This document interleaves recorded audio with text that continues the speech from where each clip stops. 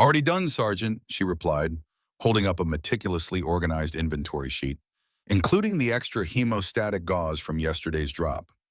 Mills paused, momentarily surprised by her efficiency, then grunted what might have been approval before moving on. Becky was used to it. In her 6 months at Outpost Viper, she'd earned a reputation as a skilled medic, perhaps the best the unit had seen, but little else. To the operators, she was simply Doc, or the bandage carrier, just another support element. In the small space she called her own, Becky arranged her medical supplies with practiced precision. Her area stood in stark contrast to the organized chaos of the outpost. Sterile, ordered, everything in its place. A worn photograph was taped to the wall beside her cot. An elderly man in hunting gear, rifle balanced casually in the crook of his arm, standing beside a much younger Becky on what appeared to be a misty mountain ridge. His weathered face bore the same determined expression that occasionally flashed across Becky's features when she thought no one was watching. The rusty fuel barrel outside her tent leaked a familiar petroleum smell that somehow, strangely, felt like home. The isolated outpost, with its peeling paint and jury-rigged equipment, existed in a strange bubble of American military presence, surrounded by a landscape that had witnessed empires rise and fall for thousands of years. "Doc, got a minute?" The voice belonged to Specialist Rodriguez, holding out his arm where a deep gash was poorly covered with a hastily applied bandage. "What happened this time?" Becky asked, already reaching for her kit. "Caught it on some concertina wire during perimeter check," he explained, wincing as she removed the makeshift dressing. As she cleaned and sutured the wound with swift, confident movements, Rodriguez studied her face. "You got steady hands, Doc. Ever handle a weapon with that kind of precision?" Her fingers paused almost imperceptibly before continuing their work. "I know enough to qualify," she said evenly, "but my job is putting soldiers back together, not taking enemies apart." Rodriguez nodded, accepting the deflection. "Fair enough. The way things are heating up around here, might not hurt to brush up on your marksmanship." Becky didn't respond, focusing instead on completing the neat row of stitches. What Rodriguez couldn't see was the momentary distance in her eyes, the muscle memory in her fingers that knew far more than basic qualification with a service weapon. Later that evening, as the sun set behind the Hindu Kush Mountains, casting the valley in deepening purple shadows, Becky sat outside the medical tent, writing in a small leather-bound journal. To anyone passing by, it might have looked like a diary or medical notes. In reality, it contained detailed calculations of wind patterns, elevation adjustments, and ballistic trajectories, all meticulously documented from the bullet wounds she'd treated over the past months. In the distance, the mountains of Pakistan loomed like silent sentinels, harboring threats both known and unknown. Tomorrow, Operation Iron Serpent would take them deep into that unforgiving terrain.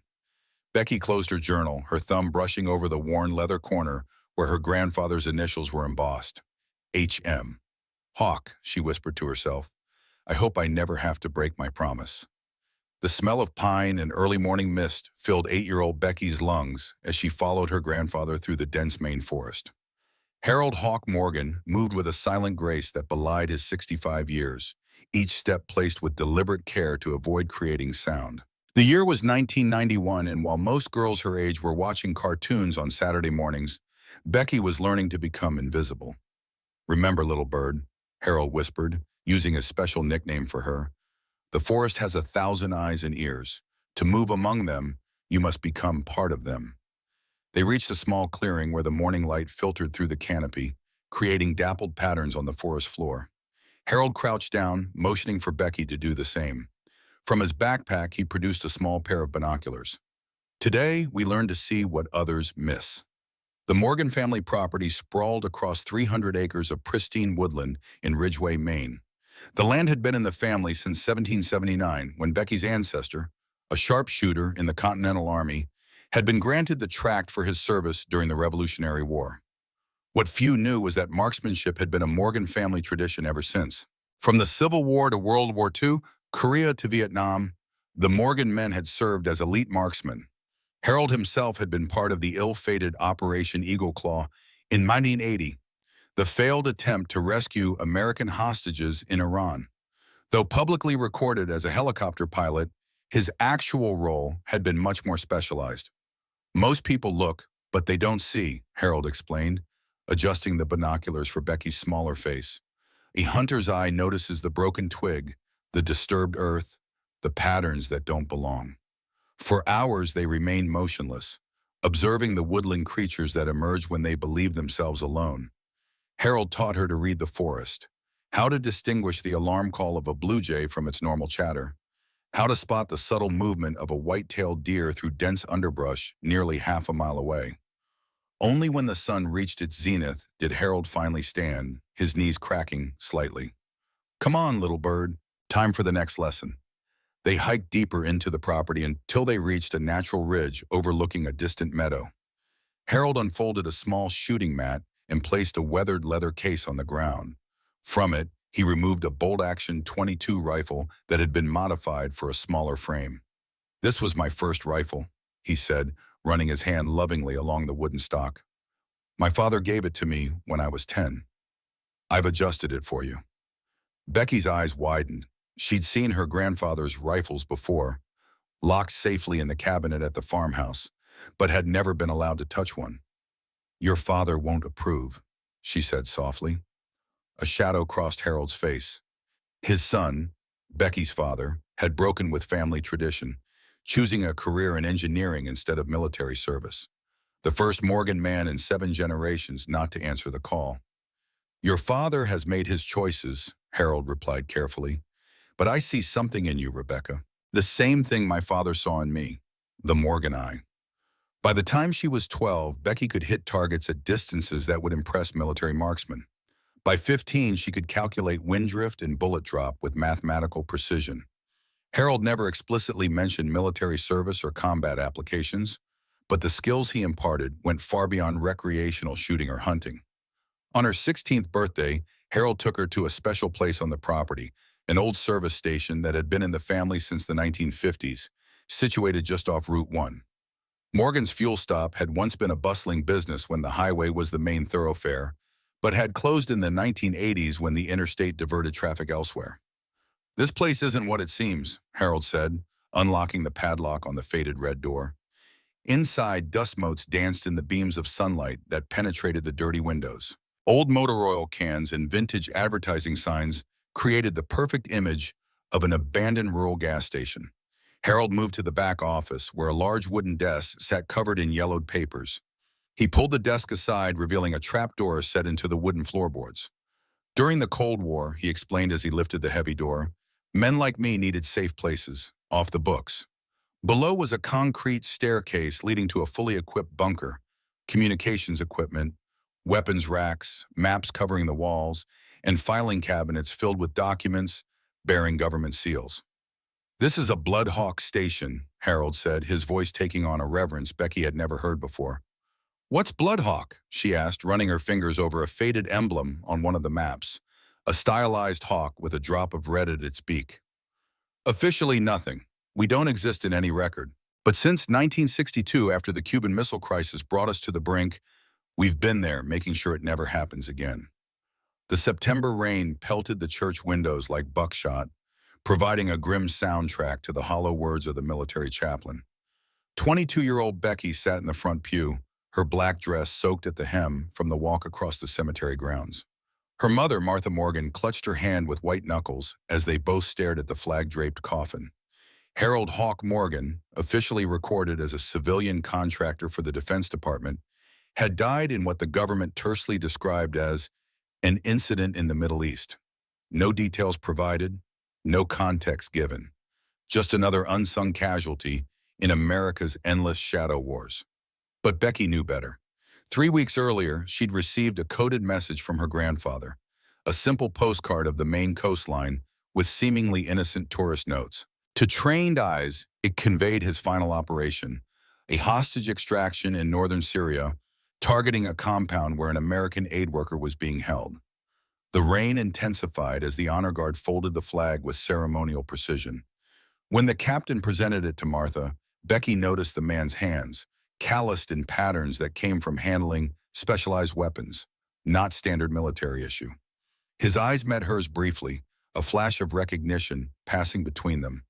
Another Bloodhawk, paying respects to one of their own. After the service, mourners gathered at the Morgan farmhouse. Becky moved mechanically through the rituals of grief, accepting condolences from distant relatives and local townspeople who knew Harold as a respected veteran and business owner. Nothing more. As the crowd thinned, a tall man in his 50s approached. His military bearing was evident despite the civilian clothes, his handshake firm as he introduced himself to Martha. "James Harrington, ma'am. I served with your father-in-law in Desert Storm. His leadership saved my life more than once." When he turned to Becky, his expression shifted subtly. "You have his eyes," he said quietly. Later, when most guests had departed, Harrington found Becky alone on the porch, staring out at the rain-soaked fields. "He spoke of you often," Harrington said, leaning against the railing beside her. "His little bird with the Morgan eye." Becky didn't look at him. "Were you there when it happened?" Harrington's silence was answer enough. Finally, he reached into his pocket and withdrew a small brass object, a single rifle cartridge, a .338 Lapua Magnum, with words microscopically etched along its length. "He wanted you to have this, said you'd understand what to do with it." Becky took the cartridge, rolling it between her fingers until she could make out the inscription, "Shoot in the space between heartbeats." "What really happened?" she asked, her voice barely audible above the rain. Harrington looked out toward the darkening tree line. "The official report will say he died protecting the extraction team when the primary plan failed. That's true, as far as it goes." He paused, choosing his words carefully. "What it won't say is that he identified the ambush before anyone else, recognized a pattern in the enemy's deployment that no one should have been able to see. He got the hostage and 3 team members out before the building collapsed." "And the enemy shooters?" "7 confirmed, at ranges exceeding what should have been possible given the conditions. Your grandfather's final mission was extraordinary." Tears welled in Becky's eyes, not just from grief, but from pride. In his final moments, Harold Morgan had embodied everything he'd taught her. "He made me promise him something," she said after a long silence. "Last Christmas, when I told him I was considering military service, he made me swear I would use what he taught me only to protect, never to harm, that I would find a way to save lives, not take them." Harrington nodded slowly. "That sounds like Hawk in his later years. After decades in the shadows, he came to believe the best service was preservation, not elimination." He straightened up, adjusting his coat against the chill. "Whatever path you choose, Rebecca, know that there are others who will recognize what he saw in you. When the time comes, we'll be there."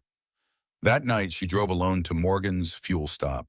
The old service station stood silhouetted against the cloudy night sky, a relic of a bygone era. Using the key Harold had given her on her 16th birthday, she entered the musty interior and made her way to the trapdoor. The bunker was exactly as they'd left it during their last training session. Maps still marked with operation zones, filing cabinets still organized in Harold's meticulous system. On the central table lay a sealed envelope with her name written in his steady hand. Inside was a letter and a small key. "My dearest Rebecca, if you're reading this, then I've made my final shot. Don't grieve too long. Every Morgan since the Revolution has understood that our gift comes with a price. You've wondered why I trained you so intensively when you expressed no desire for military service. The truth is, I recognized in you something rare. Not just the Morgan eye, but a Morgan heart. You see the target, yes, but you also see the person. This combination is precious and dangerous. Bloodhawk was created with noble intentions, to prevent global catastrophe through precisely applied force. For decades, we operated with moral clarity, but institutions age and intentions blur. In recent years, I've seen troubling signs that our original mission has been compromised. The enclosed key opens the floor safe beneath the weapons rack. Inside, you'll find evidence I've gathered and my personal records. What you do with them must be your choice. Remember what I taught you. The rifle doesn't make the shooter. The eye doesn't make the hunter. It's the heart that decides whether our gift serves life or death. Whatever path you choose, know that I am prouder of you than words can express. You are the finest Morgan I've ever trained, and the best person I've had the privilege to know. Shoot in the space between heartbeats, little bird." Hawk tears streamed down Becky's face as she retrieved the key and moved to the weapons rack. Pushing it aside revealed a small floor safe which opened with a soft click. Inside was a weathered journal, several microfilm canisters, and a USB drive secured in a waterproof case. She spent the entire night reading her grandfather's journal, absorbing his growing concerns about Blood Hawk operations, his documentation of missions that seemed to serve political or corporate interests rather than genuine security threats. The final entries detailed his investigation into an emerging mercenary group called Crimson Crown, former special operators from both NATO and Warsaw Pact countries, operating with tactics suspiciously similar to Blood Hawk protocols. By dawn, Becky had made her decision. She would honor both her promise and her grandfather's legacy, but in her own way. She enrolled in medical school the following week, focusing on emergency and combat medicine. The Morgan eye would be used to save lives on the battlefield, not to take them. The brass cartridge became her talisman, worn on a thin chain around her neck, hidden beneath her clothes, a constant reminder of her vow and her heritage. Colonel James Harrington stood at the edge of Outpost Viper's makeshift helipad, squinting against the swirling dust kicked up by the departing Blackhawk. At 60, his once black hair had surrendered to silver, but his posture remained ramrod straight, his gaze still falcon sharp. 28 years in special operations had carved permanent lines around his eyes and mouth, creating a face that revealed nothing while observing everything. As the helicopter disappeared over the ridgeline, he turned back toward the command center, a reinforced shipping container outfitted with communications equipment and battle maps. Operation Iron Serpent would commence at Yo 500 tomorrow, sending his best operators into one of the most contested valleys in Kunar province. Intelligence suggested a high-value Taliban commander was using a remote village as a base of operations, possibly holding an American aid worker captured 3 weeks earlier. Inside the command center, Harrington reviewed the operational plans one final time. The mission parameters were straightforward: infiltrate the village, confirm the HVT's presence, extract the hostage if present, eliminate resistance only if necessary. Standard counterinsurgency doctrine emphasized minimal civilian casualties, a policy Harrington supported in principle, but found increasingly difficult to implement in practice. A knock at the door interrupted his thoughts. "Enter," he called, not looking up from the topographical map spread across the table. "Sir, medical inventory for the mission," came a female voice. Harrington glanced up to see the combat medic, Specialist Rebecca Morgan, holding a clipboard.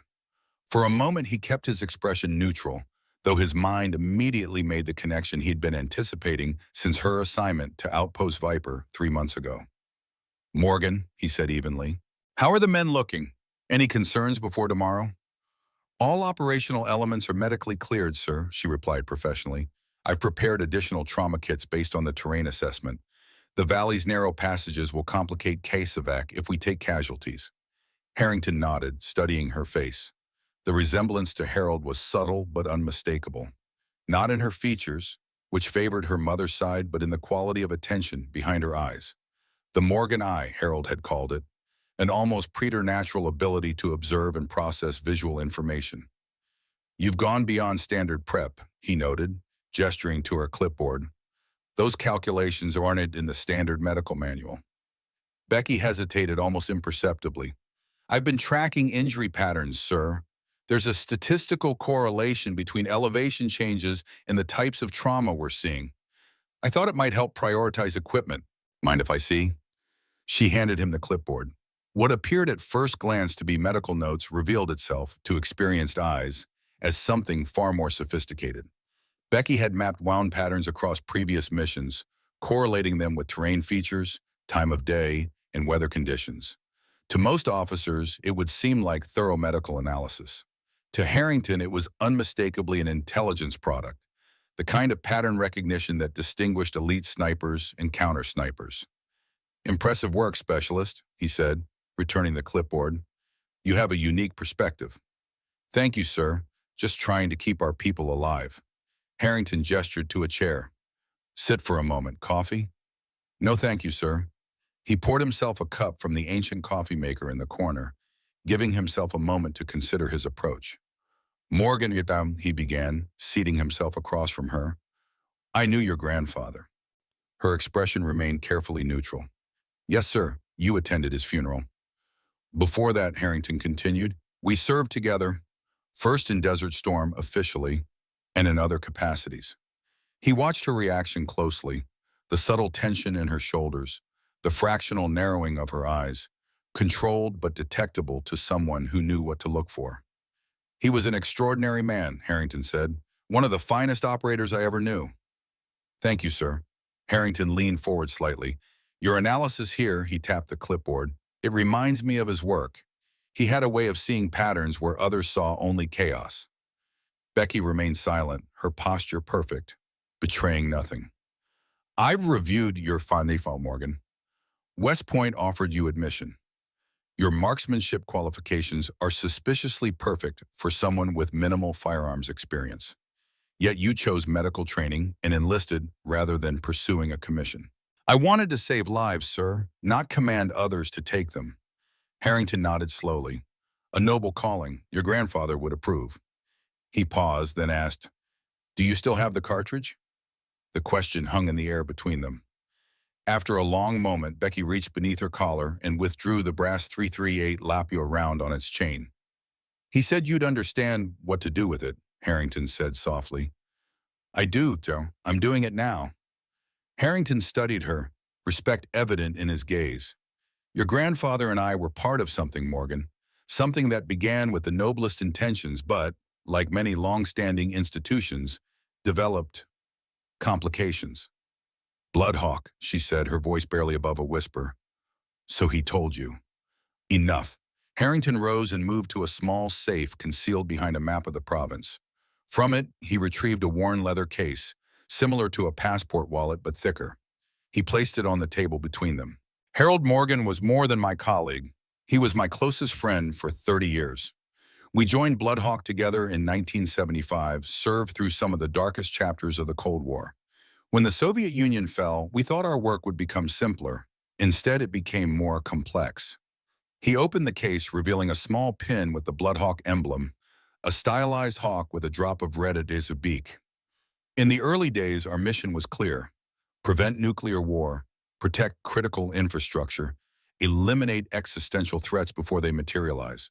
We operated beyond politics, beyond national interests, focused solely on preventing global catastrophe. His weathered fingers traced the emblem. By the 90s, things had changed. New leadership, new priorities. Bloodhawk began taking assignments that served particular political or economic interests. Harold objected, questioned orders, eventually became something of an internal dissident. That's why he was in Syria, Becky said, the pieces finally connecting. He wasn't just extracting a hostage. Harrington nodded gravely. He was pursuing evidence against elements within Bloodhawk that had gone rogue, specifically connections to a mercenary group called Crimson Crown. I've read his journals. Then you know he suspected certain Bloodhawk operations had been compromised, utilized for objectives contrary to our founding principles. Becky's eyes narrowed. Were you part of that, sir? The directness of the question seemed to age Harrington instantly. No, but I failed him by not supporting his investigation more actively. Caution and career preservation, he admitted with evident shame. By the time I understood the depth of his concerns, it was too late. Who was with him? When he died? Harrington's face darkened. That's where things get complicated. The team leader was Raymond Keller, one of the best tactical commanders Bloodhawk ever produced. But Harold had confided to me that he suspected Keller might be connected to Crimson Crown. Becky leaned forward, her professional composure momentarily forgotten. My grandfather was sent on a mission led by someone he suspected of betrayal. Harold insisted on going. He believed he could gather final proof of Keller's involvement, but the operation went sideways almost immediately. Ambush was waiting, too precise, too prepared. And Keller? Officially killed in action. Body never recovered. Harrington's tone suggested he had doubts about this conclusion. Before she could press further, the communications officer burst through the door. Colonel, urgent intel update from Bagram. Satellite imagery shows unusual movement in the target village. Heat signatures consistent with additional fighters arriving within the last hour. Harrington was instantly on his feet. Get the team leaders. Brief room in 5. As the officer rushed out, Harrington turned back to Becky. We'll continue this discussion when you return from the mission. For now, focus on your medical duties. But keep your eyes open, Morgan. You see things others don't. Becky rose, tucking the cartridge back beneath her uniform. Always do, sir.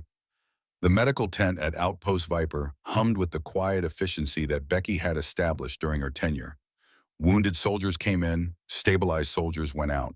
Each case meticulously documented, each treatment adapted to the harsh realities of combat medicine in remote mountains.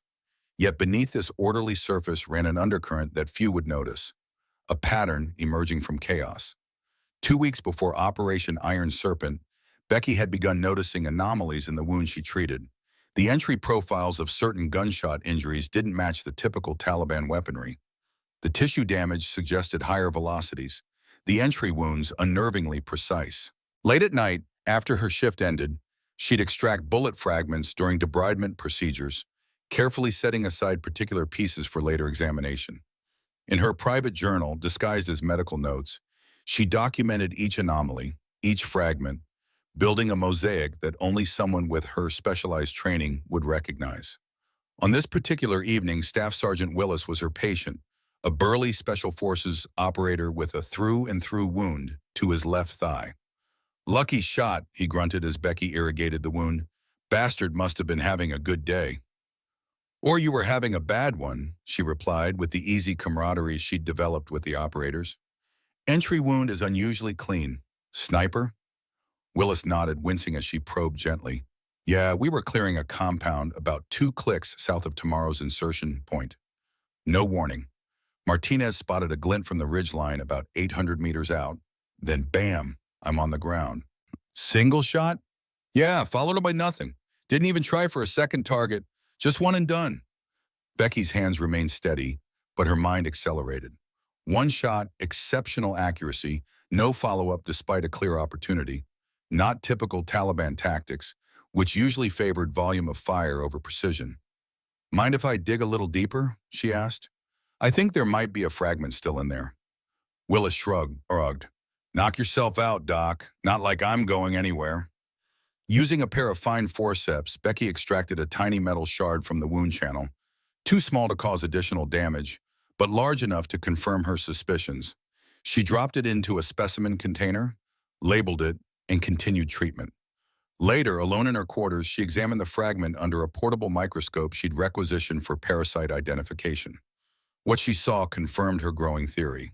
The metal composition wasn't standard NATO or Russian manufacture. It had a distinctive alloy signature she recognized from her grandfather's records.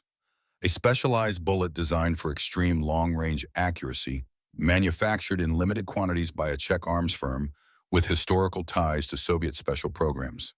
In her journal, she added this latest data point to her growing collection. Pinned to the inside cover was a hand-drawn map of the region, with small red dots indicating where each anomalous wound had occurred.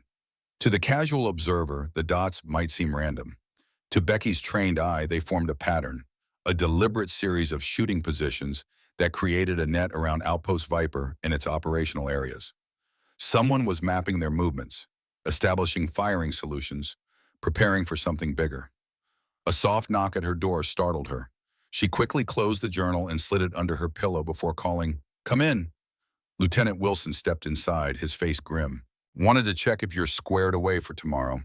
"All set, sir. Just finalizing some notes on our recent casualties."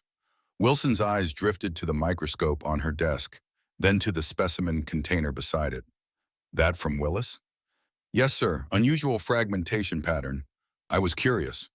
Wilson picked up the container, studying the metal shard inside. "Doesn't look like standard Taliban issue." "No, sir. The composition and ballistic characteristics suggest something specialized." Wilson set the container down and fixed her with a penetrating stare. "You know, Morgan, I've been watching you. Most medics patch wounds and move on. You analyze them like they're telling you a story. Every wound has a narrative, sir. Direction, velocity, tissue damage. They all provide information about the weapon system and the shooter." "That's not standard medical training talk," Wilson observed, his tone carefully neutral. "Sounds more like something you'd hear from a ballistics expert or a sniper." Becky's heart rate increased, but her expression remained calm. "My father was an engineer. I grew up around technical discussions of materials and mechanics. Your father, Wilson repeated slowly. Not your grandfather? The decorated veteran? A warning flared in Becky's mind. Wilson had been digging into her background. Both influenced me in different ways, she said evenly.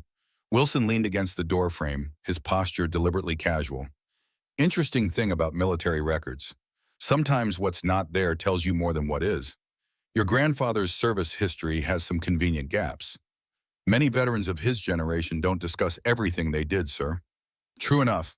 Wilson nodded, then abruptly changed tack. We're running a live fire exercise in 20 minutes. Last chance to check equipment and zero weapons before tomorrow's op. Thought you might want to observe, given your interest in ballistic patterns. It wasn't really an invitation, it was a test. I'd be happy to, sir. Let me just secure my medical supplies. Meet us at the range in 15. Wilson turned to leave, then paused. Oh, and Morgan? Bring your sidearm. Everyone's qualifying tonight, support personnel included. Colonel's orders. After Wilson left, Becky sat motionless, analyzing the exchange. Wilson was suspicious. How much he knew remained unclear, but he was deliberately creating a situation to test her. The standard qualification for medical personnel was basic marksmanship, nothing that would raise eyebrows. But if she performed too well, she reached beneath her cot and removed a small metal case. Inside was a set of tools for adjusting weapon sights, not standard issue for a medic. For 5 years, she had been careful to maintain a profile of adequate but unremarkable marksmanship during qualifications. Tonight, she would need to continue that deception, despite every instinct screaming against deliberately missing targets. At the range, operators were already cycling through various weapon stations, checking zeros on M4s, confirming optics on designated marksman rifles, test firing the heavier .50 caliber for anti-material applications. Wilson stood near the pistol qualification lane, watching her approach. Morgan, good, you're up after Davis. She nodded, checking her regulation M9 Beretta with practiced movements that she consciously kept slightly awkward. Around her, Delta operators handled their weapons with the fluid confidence that comes from thousands of hours of training. She needed to appear competent, but distinctly different from them. Davis finished his qualification, hitting center mass on all but one target. Wilson recorded the score, then gestured Becky forward. Standard qual course Morgan, 15 rounds, 5 targets, varying distances. You know the drill. Becky took her position, aware that several operators had paused their own activities to watch. She adopted the standard firing stance taught in basic training, serviceable but lacking the refined balance that Harold had drilled into her since childhood. Whenever you're ready, specialist, Wilson called. Becky raised the pistol, aligned the sights, and began firing. Her first shots were deliberately placed just off center mass, good enough to qualify, but nothing remarkable. As she progressed through the course, she maintained this careful mediocrity, fighting against muscle memory that wanted to place each round exactly where it belonged. Then, as she fired at the furthest target, a sudden explosion rocked the outpost, a mortar round impacting near the perimeter. Training instantly took over. Without conscious thought, Becky shifted to a perfect shooter's stance, fired 3 rapid rounds that formed a tight group directly center mass, then dropped to a crouch, scanning for threats. The entire range had erupted into activity, operators moving with practiced efficiency toward defensive positions. Wilson, however, remained still, his eyes locked on Becky's target, and the 3 perfect shots that no average medic should have been capable of making under stress. Their eyes met across the range, and in that moment, Becky knew her careful facade had cracked. Wilson's expression wasn't accusatory, but evaluating, as if confirming a theory he'd already developed. All personnel, stand down, came the announcement over the PA system. Perimeter reports single mortar round, no follow-up. Return to normal operations. As the tension eased, Wilson approached Becky, who had holstered her weapon and was preparing to return to her duties. Interesting response to the explosion, Morgan, he said quietly. Most people flinch when unexpected booms happen. You got more accurate. Adrenaline affects people differently, sir. That it does. Wilson glanced down at her hands, which were completely steady despite the recent stress. Those 3 shots, that's not basic qualification shooting. That's expert-level marksmanship under duress. Lucky grouping, sir. No such thing as luck with shooting like that. Wilson's voice remained low, ensuring their conversation stayed private. I've only seen that kind of instinctive response in people with very specific training backgrounds, the kind that becomes so ingrained it overrides conscious control in crisis situations. Becky met his gaze directly. What are you suggesting, sir? Nothing yet. Just noting that there's more to our combat medic than meets the eye. He handed her the target sheet with her qualification scores. For the record, you passed with the minimum required score. The last 3 shots never happened. The implicit message was clear. Wilson knew she had deliberately underperformed, then slipped when instinct took over. But instead of exposing her, he was offering a tacit agreement to maintain her cover, for now. Thank you, sir. Don't thank me yet, Morgan. Tomorrow we're heading into territory where your shooting was reportedly done by professionals who don't miss. If those skills of yours become necessary, I expect you won't hesitate to use them, regardless of what's on your official record. With that, Wilson walked away, leaving Becky with the unsettling realization that her carefully constructed identity was beginning to unravel, just as they prepared to enter what might be a sophisticated ambush. The pre-dawn darkness shrouded Outpost Viper in an uneasy quiet. Becky sat on her cot, the small LED flashlight clenched between her teeth as she made final adjustments to her medical pack. Each item was checked twice, positioned for maximum accessibility. Lives would depend on her ability to reach the right equipment in seconds. But it wasn't just medical gear occupying her thoughts. Last night's incident at the range had confirmed what she'd feared. Lieutenant Wilson had seen through her carefully maintained facade. The question now was what he intended to do with that knowledge. A soft tap at her tent flap interrupted her thoughts. She quickly covered the specialized tools she'd been hiding among her medical supplies. A rangefinder disguised as a medical device, ballistic calculation cards concealed within procedural manuals. "Come in," she called softly. Sergeant Martinez entered, his muscular frame filling the entrance. At 34, he was one of the most experienced operators in the unit, with 4 combat tours before this deployment. "Doc," he nodded. "Got a minute?" "Of course. Everything okay for the mission?" Martinez glanced over his shoulder, then stepped fully inside, letting the tent flap close behind him. "That's what I wanted to ask you. Word is you and Wilson had an interesting qualification session last night." Becky kept her expression neutral. "Standard procedure before a mission." "Nothing standard about hitting a perfect triangle at 25 meters during a mortar attack," Martinez said, his voice low. "Not for a regular medic, anyway." So it had spread already. The special operations community was small, and gossip traveled faster than official communications. "What do you want, Sergeant?" Becky asked directly. Martinez studied her face, then reached into his pocket. "I want you to have this." He handed her a small object, a challenge coin, its metal worn smooth from years of being carried. One side bore the insignia of his original unit. The other had been crudely but effectively etched with a medical caduceus. "Made it myself," Martinez explained. "After what you did for me 2 months ago, pulling that shrapnel from my abdomen when everyone else thought I was done for, figured you should have something to remember us by." The gesture caught Becky off guard. Challenge coins were part of military tradition, symbols of belonging and recognition, typically exchanged between members of the same unit. For Martinez to give her one represented a rare acknowledgement from the operator community. "Thank you," she said, genuinely moved. "I'll keep it with me." Martinez nodded, then added in an even lower voice, "Look, Doc, I don't know what your story is, and I don't need to, but I've been in this game long enough to recognize when someone's playing a role. Whatever you're hiding, it saved my life once already." He moved toward the exit, then turned back. "Wilson knows too. He's not going to report anything, but he'll be watching you out there today. And just so you know," Martinez paused, his expression deadly serious, "something doesn't feel right about this mission. Too many intel gaps, too many last-minute changes. Keep your head on a swivel." After he left, Becky sat motionless, absorbing the implications. Martinez had essentially confirmed that her cover was compromised among at least some of the operators. Yet instead of suspicion, she was being met with a cautious acceptance and a warning. She slipped Martinez's coin into her pocket alongside her grandfather's cartridge.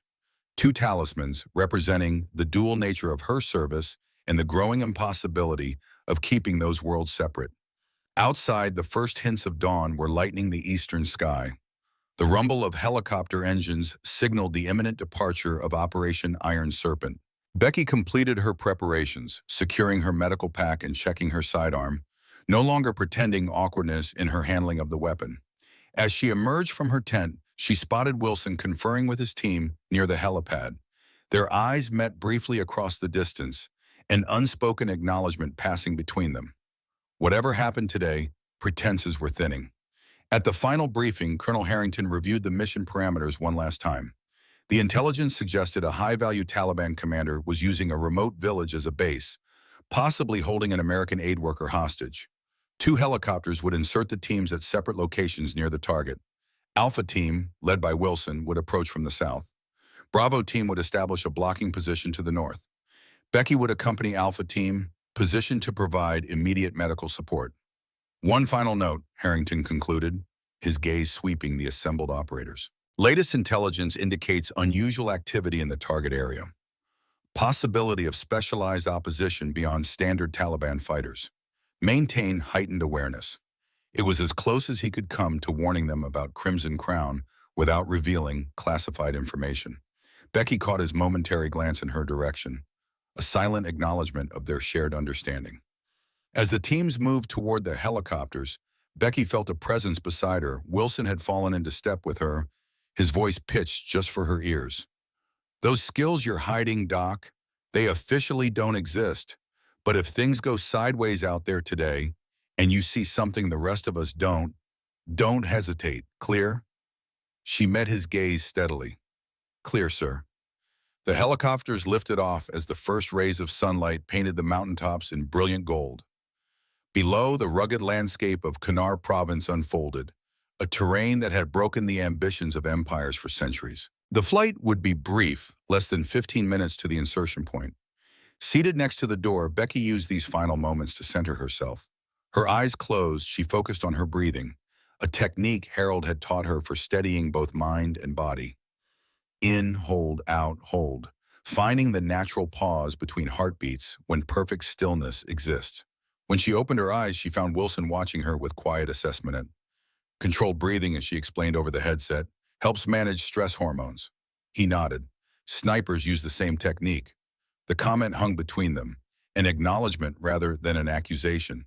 As the helicopter began its descent toward a small clearing 2 kilometers from the target village, Becky performed a final equipment check. Her primary role remained clear. Combat medic, responsible for the health and survival of the operators. But beneath that identity lay the inheritance of generations of Morgans, trained to see what others missed and act when necessary. The coin in her pocket reminded her of her duty to these men who had come to trust her. The cartridge reminded her of a deeper legacy and a promise that now seemed increasingly difficult to keep. The helicopter touched down in a swirl of dust and vegetation. Delta operators deployed with practiced efficiency, establishing a security perimeter within seconds. Becky followed, medical pack secure on her back, moving with a quiet competence that had earned her reluctant respect. As they began their movement toward the target, she scanned the surrounding ridgelines with an attention that went beyond medical concern. The Morgan eye, assessing sight lines, calculating distances, identifying potential firing positions. Knowledge she had sworn to use only for protection, never for harm. 2 hours into their approach, Alpha Team reached a rocky outcropping overlooking the target village. Wilson signaled for a halt, deploying his men in a defensive position while he surveyed the settlement through high-powered binoculars. Doc, Wilson called softly, waving her over. Take a look. He handed her the binoculars, pointing toward the village. Central building with the metal roof. Notice anything? Becky adjusted the focus, scanning the structure. At first, nothing seemed unusual. Just another mud brick building with a corrugated metal roof, common in these mountain communities. Then she saw it, a slight discoloration on the roofline, a pattern of wear inconsistent with normal weather exposure. Observation post, she said without hesitation. Roof's been accessed regularly. See the wear pattern on the eastern edge? Someone's been lying there watching. Wilson nodded. Exactly. And those footpaths leading to the north ridge? Too uniform for goat herders. Professional movement patterns, Becky agreed. Disciplined, consistent use of the same routes. You've got quite an eye for someone with medical training, Wilson remarked, his tone making it clear he knew exactly why she could spot these details. Before she could respond, Martinez crawled up beside them. Boss, found something you need to see. He led them to a position 30 meters east, where a shallow depression in the rocky soil revealed what appeared to be a freshly discarded wrapper, a distinctive dark green packaging with Cyrillic lettering. Russian MRE, Martinez identified, not Taliban standard issue. Becky picked it up carefully, examining the lot number printed on the back. This is recent production. Special Forces quality, not regular Army. How the hell do you know that? Martinez asked, then immediately waved off his own question. Never mind, don't want to know. Wilson studied the packaging, then looked at Becky. What else can you tell me about this area? What are you seeing that we're not? The question was a turning point, a direct invitation to utilize her hidden expertise. Becky hesitated only briefly before deciding that protecting these men outweighed maintaining her cover. The village layout is defensive, buildings arranged to funnel approaching forces into predetermined kill zones. Those irrigation ditches aren't just for agriculture. They're positioned to provide covered movement for defenders. She pointed to the northern ridge. 3 primary sniper positions, based on optimal fields of fire. If I were setting up an ambush, that's where I'd place my best shooters. Wilson absorbed this assessment without surprise. Recommendations? Change our approach. Come in from the east, using that dry riverbed for cover. It's the one angle they've left relatively undefended, probably because the terrain is difficult. And if we encounter specialized opposition? The question's subtext was clear. Wilson was asking if she was prepared to use her true skills if necessary. I'll do whatever is required to ensure the team's survival, sir. Wilson held her gaze for a long moment, then nodded. Martinez, radio the colonel. Tell him we're adjusting our approach due to signs of professional opposition. Request Bravo team reposition to cover the northern ridge. As Martinez moved away to make the call, Wilson turned back to Becky. If this goes sideways, Morgan, I need to know you're all in. No more pretending. I made a promise to my grandfather to use my skills to save lives, not take them, she replied quietly. But sometimes saving lives means removing the threat. Wilson seemed satisfied with this answer. Stay close. If your medical skills are needed, that's priority. But if those other skills become necessary, he left the statement unfinished. Martinez returned, his expression grim. Comms are being jammed. Can't reach the colonel or Bravo team. Wilson's face hardened. That settles it. We're not dealing with standard Taliban. Professional electronic warfare capability means we're walking into something much bigger. He gathered the team for a quick briefing, explaining the change in approach without revealing the full extent of their concerns. As the operators prepared to move out, Becky felt a chill that had nothing to do with the mountain air. The jamming of communications was a sophisticated tactic, consistent with what she knew of Crimson Crown's capabilities. Under her breath, she murmured the words etched on her grandfather's cartridge. Shoot in the space between heartbeats. Today, that space might be the difference between life and death for everyone in Alpha Team. As they began their cautious advance through the dry riverbed, the sun climbed higher in the Afghan sky. The village lay less than a kilometer ahead, deceptively peaceful in the morning light. But Becky's trained eyes saw what others might miss. The too-perfect stillness, the absence of normal activity, the strategic positioning of seemingly innocent agricultural implements that could provide cover for defenders. Her hand unconsciously drifted to the pocket containing her grandfather's cartridge and Martinez's coin. 2 symbols of the conflicting duties now converging as they moved deeper into what she increasingly believed was a carefully prepared trap. The first shot, when it came, was a whisper rather than a crack, the signature of a suppressed high-caliber rifle. One of the point men dropped instantly, a precision shot to the upper chest just above his body armor. Sniper! Wilson hissed as the team scrambled for cover. Northern Ridge, professional grade. Becky was already moving, medical instincts taking precedence as she low-crawled to the fallen operator. Blood was spreading rapidly across his chest. The round had found the gap between protective plates. I need to get to him now, she called to Wilson. Too exposed, he responded. We need to neutralize that shooter first. Another shot struck inches from Becky's position, sending fragments of rock spraying across her face. This wasn't random fire. The sniper was deliberately targeting her, recognizing the medic as a priority. In that moment, as she watched the wounded operator's life literally bleeding away while pinned down by precise enemy fire, Becky Morgan faced the choice she had been avoiding for 5 years. The fallen operator's rifle lay beside him, an M110 semi-automatic sniper system, already equipped with an advanced optic. Her gaze locked on it, muscle memory stirring, her grandfather's voice echoing in her mind. Sometimes the greatest protection comes from eliminating the threat. Wilson, seeing her hesitation, shouted over the increasing gunfire, "Morgan, we need those skills now or we're all dead." Time seemed to slow as Becky made her decision. With a silent apology to her grandfather, she reached for the rifle. The M110's weight felt both foreign and familiar in Becky's hands, a sensation like returning to a childhood home, everything simultaneously strange and perfectly known. 5 years of deliberately avoiding this moment collapsed in an instant of pure necessity. "Cover me," Wilson shouted to the rest of the team as they laid down suppressive fire toward the northern ridge. Becky moved with fluid precision to a position behind a large boulder, the rifle already tucked against her shoulder. Her breathing slowed automatically. In, hold, out, hold, finding that perfect stillness between heartbeats that her grandfather had drilled into her since childhood. Through the scope, the harsh Afghan landscape transformed into a mathematical grid. Distances, elevations, angles all calculated unconsciously by the Morgan eye. The wind rippled through the scrub brush on the hillside, telling her everything she needed to know about direction and speed. "There," she whispered to herself, spotting the faintest disturbance of light and shadow in a rocky outcropping 847 meters away. No ordinary soldier would have noticed it, but to Becky, the sniper's position might as well have been illuminated with floodlights. She made minute adjustments for elevation and wind, her fingers settling on the trigger with the practiced ease of someone returning to their true nature. In the space between heartbeats, she squeezed.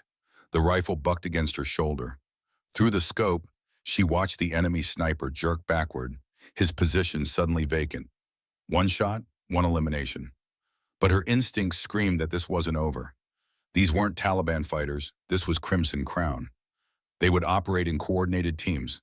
"Second shooter," she called out, already swinging the rifle to a new position on the ridge.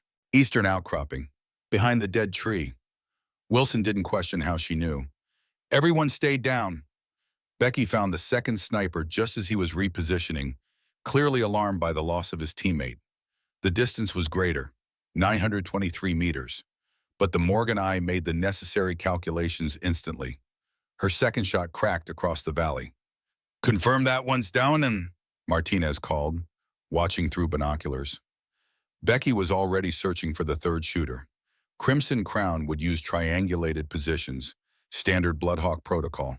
She mentally mapped the terrain, identifying the optimal location for the final member of the sniper team. "There's a third," she stated with calm certainty.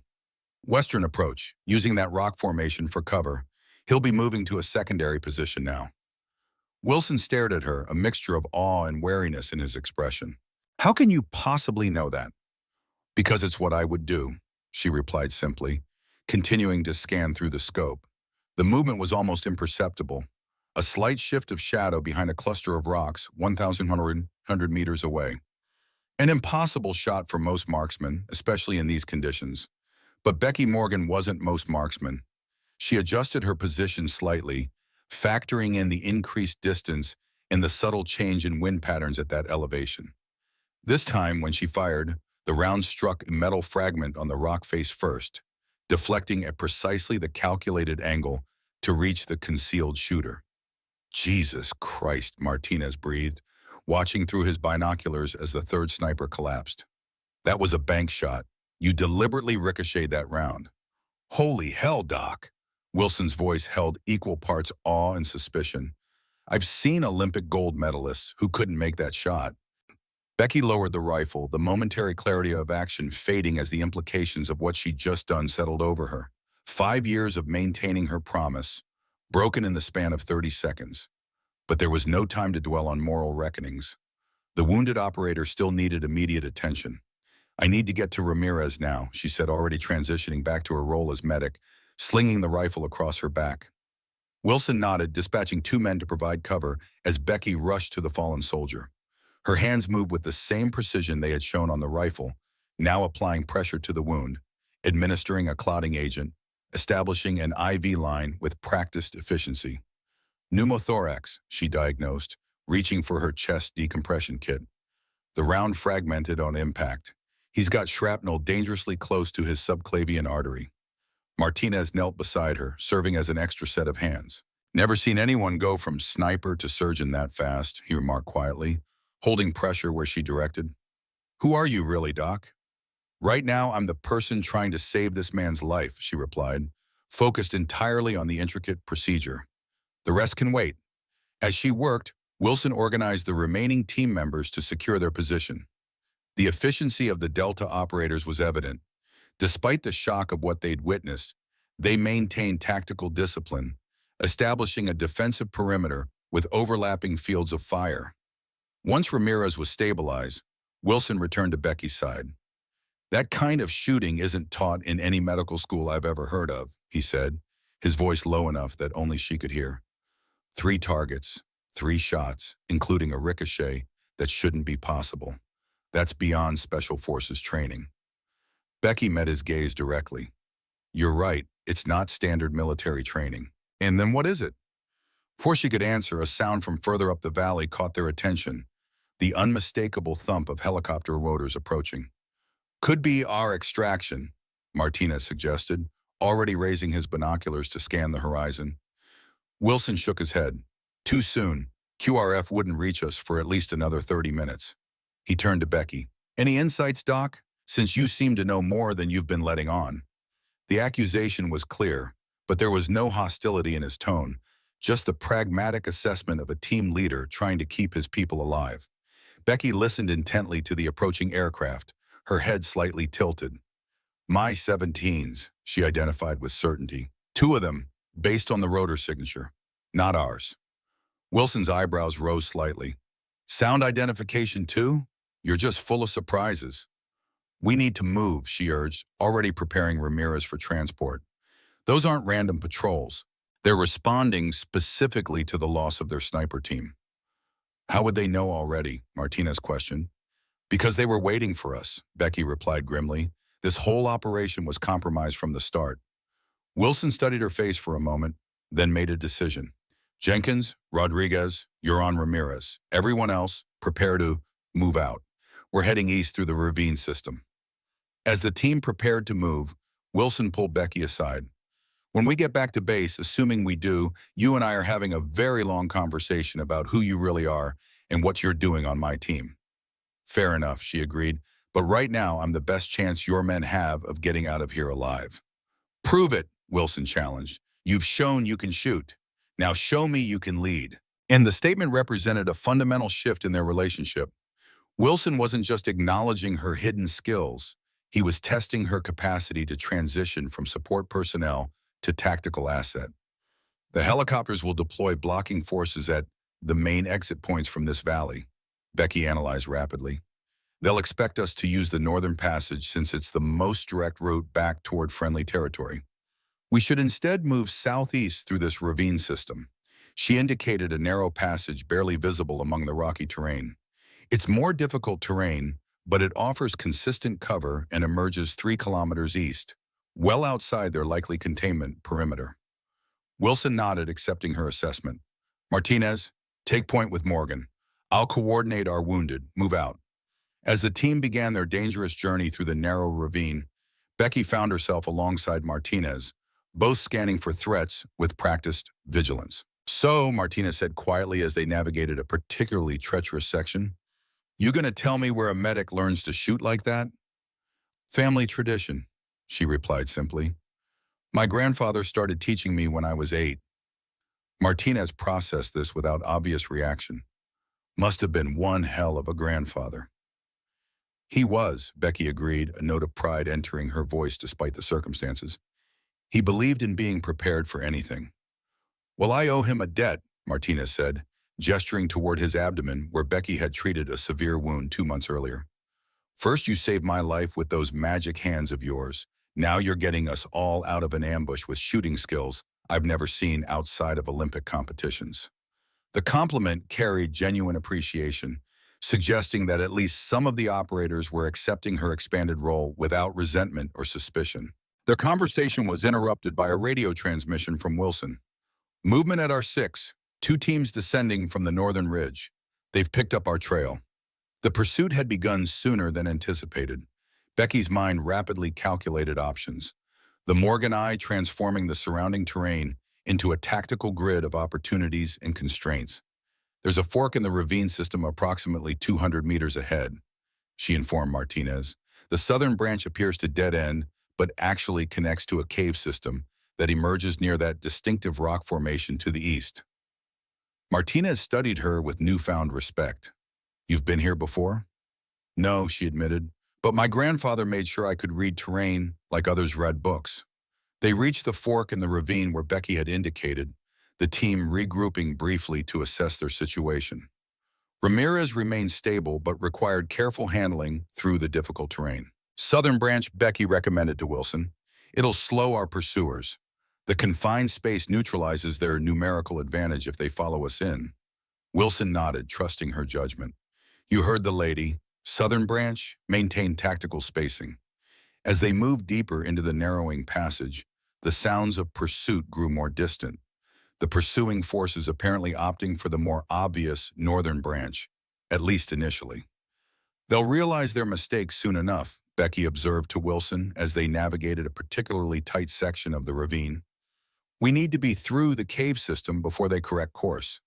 The ravine eventually narrowed to a point where it appeared to terminate against a solid rock face. To untrained eyes, it seemed they had reached a dead end, confirming the error of taking the southern branch. Now what? Jenkins asked, anxiety evident in his voice despite his training. Becky moved directly to the rock face, her hands exploring the surface with practiced efficiency. Geological formations in this region often include limestone cave systems created by ancient water flows, she explained, fingers finding a narrow crevice partially obscured by overhanging rock. Like this one. The opening was barely wide enough for a person to slip through sideways, invisible to casual observation, but offering access to a natural tunnel system beyond. How did you know this was here? Wilson asked, impressed despite his lingering suspicion. Pattern recognition, Becky replied. The water staining on the ravine walls, the type of rock formation, the prevailing wind direction, they all suggested an outlet had to exist. The team carefully maneuvered through the narrow entrance, Ramirez's stretcher requiring particular care to navigate the confined space. Beyond the initial restriction, the cave opened into a more navigable tunnel system, illuminated by occasional light from fissures in the rock above. Stay close to the right wall, Becky directed. Cave systems like this often branch, and we want the passage that follows the water flow. Her guidance proved accurate, leading them through the complex underground network with surprising efficiency. After 20 minutes of careful progress, they emerged into a small box canyon approximately half a kilometer from the distinctive rock formation Becky had identified earlier. We're outside their likely search perimeter now, she observed, orienting herself quickly. But we still need to establish communications and arrange extraction. Wilson attempted to reach base using their secure radio, but encountered only static. Comms are still being jammed, he reported grimly.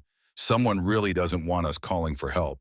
Let me try something, Becky said, removing a small device from a hidden compartment in her medical pack. It resembled a standard field radio, but with subtle modifications to its antenna and control systems. That's definitely not standard issue for a combat medic, Wilson observed, watching as she made adjustments to the device. No, she agreed simply. It's not. After a series of precise calibrations, she established a connection on a frequency well outside standard military bands. Outpost Viper, this is Morgan. Authentication Wingspan Delta 7. Require immediate extraction. Team compromised, one casualty. To everyone's surprise, an immediate response came through with perfect clarity. Morgan, this is Viper Actual. Authentication confirmed. QRF diverted to your coordinates. ETA 30 minutes. Maintain position and report any contact. The voice belonged to Colonel Harrington, speaking on a frequency that should have been affected by the jamming technology targeting standard military communications. Wilson looked at Becky with renewed intensity. That's a Bloodhawk frequency, isn't it? And Harrington knows exactly who you are. Before she could respond, Martinez called from his lookout position. Movement to the north, multiple hostiles approaching along the ridgeline. Crimson Crown had corrected their course more quickly than anticipated, deploying forces to cut off the team's projected route.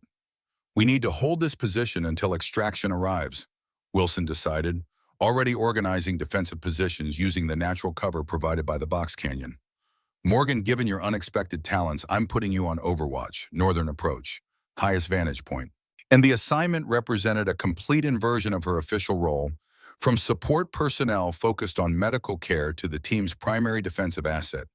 But circumstances had rendered the normal chain of command irrelevant. Survival now depended on utilizing every available advantage. Becky moved to the designated position, setting up her grandfather's rifle with practiced efficiency. From this elevation, she had clear lines of fire to all likely approach routes, with natural cover protecting her from counter-sniper operations. Through the scope, she observed the approaching forces with the analytical precision of the Morgan eye. These weren't standard Taliban fighters, but professionals moving with tactical discipline, at least 12 operators deploying in coordinated fashion to establish containment positions around the box canyon. 12 hostiles, moving in tactical formation, she reported through her radio. Standard pincer approach, establishing firing positions along both ridgelines. Roger that, Wilson acknowledged. Hold fire unless they commit to an assault. Extraction inbound, priority is reaching that LZ alive. For several tense minutes, a standoff ensued, the Delta team maintaining defensive positions while Crimson Crown established a containment perimeter but refrained from direct assault. They seemed to be waiting for something. That something soon became apparent as a new helicopter approached from the east. Not a Mi-17 transport, but a smaller, more agile aircraft that Becky immediately recognized as a specialized gunship. We've got bigger problems, she informed Wilson. Attack helicopter incoming, heavily modified for special operations. Not standard military issue. Can you engage? Wilson asked, understanding the dire implications for their extraction chances if the airspace remained contested. Becky calculated range, wind, and the helicopter's likely approach pattern with cold precision. Yes, she confirmed, but I'll need to reposition for an optimal firing solution. Do it, Wilson authorized. Martinez, provide cover for Morgan's movement. With Martinez laying down suppressive fire to discourage any Crimson Crown operators from exploiting her movement, Becky relocated to a narrow ledge offering both cover and a clear line of sight to the approaching helicopter's most likely attack vector. The aircraft appeared in her scope, a civilian model extensively modified with military-grade weapon systems and sensors, painted in nondescript dark colors to minimize visibility. Its approach pattern suggested professional military piloting, establishing an attack run that would threaten the Delta team's position while remaining outside normal small arms range. But the Morgan eye didn't operate within normal parameters. Becky calculated the complex variables with intuitive speed: distance, wind speed, the helicopter's velocity, the minute adjustments needed to lead a target moving in three-dimensional space. In the space between heartbeats, she squeezed the trigger. The first shot struck precisely where she had intended, the junction between the helicopter's main rotor assembly and the transmission housing, a vulnerability she recognized from her grandfather's detailed training on aircraft weak points. The helicopter lurched violently, black smoke immediately pouring from the damaged component. The pilot fought to maintain control as the aircraft veered away from its attack run, clearly struggling with compromised flight systems. Becky's second shot targeted the engine housing, creating a catastrophic failure that sent the helicopter into an uncontrolled descent approximately half a kilometer from their position. The crash was violent but not immediately explosive, suggesting the crew might have survived but would no longer pose an immediate threat. Target neutralized, she reported calmly, already returning her attention to the Crimson Crown ground forces. Holy shit, came Jenkins' voice over the radio, awe evident despite his professional training. Did she just take down an attack helicopter with a sniper rifle? Focus on your sector, Wilson ordered, though his own voice carried a note of amazement. Extraction ETA 20 minutes. We hold until then. The loss of their air support seemed to trigger a change in Crimson Crown's tactics. Rather than maintaining the standoff, they began a coordinated assault on the Delta team's position, utilizing the cover of a sudden artillery barrage, mortar rounds impacting with precision to force the defenders into more vulnerable positions. "They're making their play," Wilson observed grimly. "Everyone maintained discipline. Morgan, priority on their support weapons." Through her scope, Becky identified the mortar team providing fire support from a concealed position approximately 600 meters to the northwest.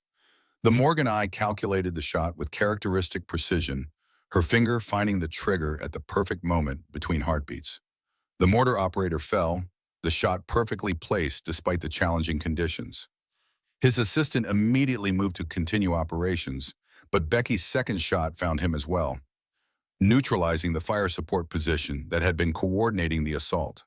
Without their mortar support, the Crimson Crown assault lost momentum, their carefully planned maneuver dissolving into a more cautious approach that bought precious time for the Delta team. "Extraction 60 seconds out," Wilson reported as the distinctive sound of approaching helicopters reached them. "Prepare for immediate departure." Two Black Hawks appeared over the eastern ridge, approaching with the aggressive maneuvering characteristic of combat insertions. Miniguns mounted in their doors provided suppressive fire against the Crimson Crown positions, forcing the mercenaries to seek cover rather than continue their assault. As the lead helicopter settled into a hover within the confined space of the box canyon, its crew chief directed the Delta team to board with urgent hand signals. Wilson coordinated the loading sequence, ensuring Ramirez was secured first, followed by the rest of the team in tactical withdrawal order. "Morgan, time to move," Wilson called as the second helicopter maintained a covering position, its minigun suppressing any Crimson Crown attempt to interfere with the extraction. Becky provided final covering fire from her position, ensuring her teammates could reach the helicopter safely before beginning her own movement toward extraction. As she reached the waiting Blackhawk, a single shot cracked past her, so close she felt the disturbed air against her cheek. Martinez reached out, physically pulling her into the helicopter as it began to lift. "Someone really doesn't want you to leave," he observed, gesturing toward a distant ridgeline where a faint glint suggested a sniper's optic catching the sunlight. "The feeling's mutual," Becky replied, settling into a seat as the Black Hawk gained altitude and speed, banking sharply to clear the ridgeline and establish a direct course back toward Outpost Viper. As the adrenaline of combat began to subside, the full implications of what had transpired settled over Becky. Her carefully maintained cover as a simple combat medic had been irrevocably shattered. The skills she had suppressed for 5 years, the legacy of the Morgan Eye, had emerged with undeniable clarity when circumstances demanded. Across the helicopter's cargo compartment, Wilson studied her with an unreadable expression, clearly processing the extraordinary capabilities she had demonstrated. The conversation he had promised would be uncomfortable but unavoidable once they returned to base. More concerning was the nature of their opposition. Crimson Crown had demonstrated resources and capabilities far beyond standard insurgent forces. Specialized equipment, tactical discipline, and most troublingly, advanced knowledge of Operation Iron Serpent that suggested access to classified intelligence. The brass cartridge hung heavy against Becky's chest beneath her uniform, its inscription more relevant than ever. "Shoot in the space between heartbeats. Find clarity amidst chaos. Act with perfect precision regardless of circumstance." As the Blackhawks sped toward the relative safety of Outpost Viper, Rebecca Morgan confronted a fundamental truth. The promise she had made to her grandfather, to use her skills only to heal, never to harm, had been broken by necessity. But perhaps the true meaning of his guidance lay not in rigid adherence to one aspect of her training over another, but in the harmonious integration of both the healer and the hunter that defined the Morgan legacy. The Morgan Eye had awakened fully. There would be no returning to the comfortable fiction of being merely a combat medic. Whatever came next would require embracing her complete inheritance, for better or worse. The Black Hawks thundered across the Afghan sky, maintaining maximum speed as they approached Outpost Viper. Inside the lead helicopter, the Delta team sat in exhausted silence, processing the extraordinary events of the mission. Ramirez lay secured to a medical stretcher, his condition stabilized but still serious. Wilson's gaze hadn't left Becky since their departure from the box canyon. His expression wasn't hostile, but carried the intense focus of a commander reassessing a fundamental component of his operational understanding. As the helicopters began their descent toward the outpost landing zone, Wilson moved to the seat beside her, leaning close to be heard over the rotor noise. "Whatever happens next, I want you to know something," he said, his voice pitched for her ears alone. "You saved my men today. Whatever else you are, whatever you've been hiding, that counts for something with me." The simple acknowledgement touched Becky more deeply than she expected. "Thank you, Lieutenant." "Wilson," he corrected with the ghost of a smile. "After what we've been through, I think we're past formalities." As the helicopter touched down on the dusty landing zone, medical personnel rushed forward to transfer Ramirez to the base hospital. The rest of the team disembarked with the weary efficiency of operators returning from a high-intensity mission. Standing at the edge of the landing zone was Colonel Harrington, his silver hair ruffled by the helicopter's downwash. His expression was grave as he approached Becky and Wilson. "Debrief in my office," he instructed, without preamble. Immediately. The command center was quieter than usual, most personnel having been cleared out to allow for a private conversation. Harrington closed the door behind them, engaging an electronic countermeasure device that would prevent any electronic surveillance. "What happened out there?" he demanded once the security measures were in place. Wilson provided a concise but comprehensive report of the operation, the ambush, Becky's extraordinary shooting display, the Crimson Crown forces that had pursued them, and their narrow escape. Throughout the briefing, Harrington's attention remained fixed on Becky, his expression unreadable. "So," he said when Wilson had finished, "the Morgan eye is fully awakened." The direct reference to her family's legacy confirmed what Becky had suspected since their earlier conversation.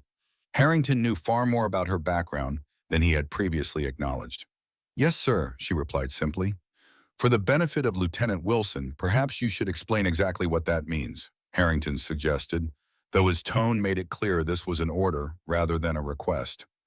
Becky looked at Wilson, measuring how much to reveal. After a moment's consideration, she decided that half-truths would no longer serve any purpose.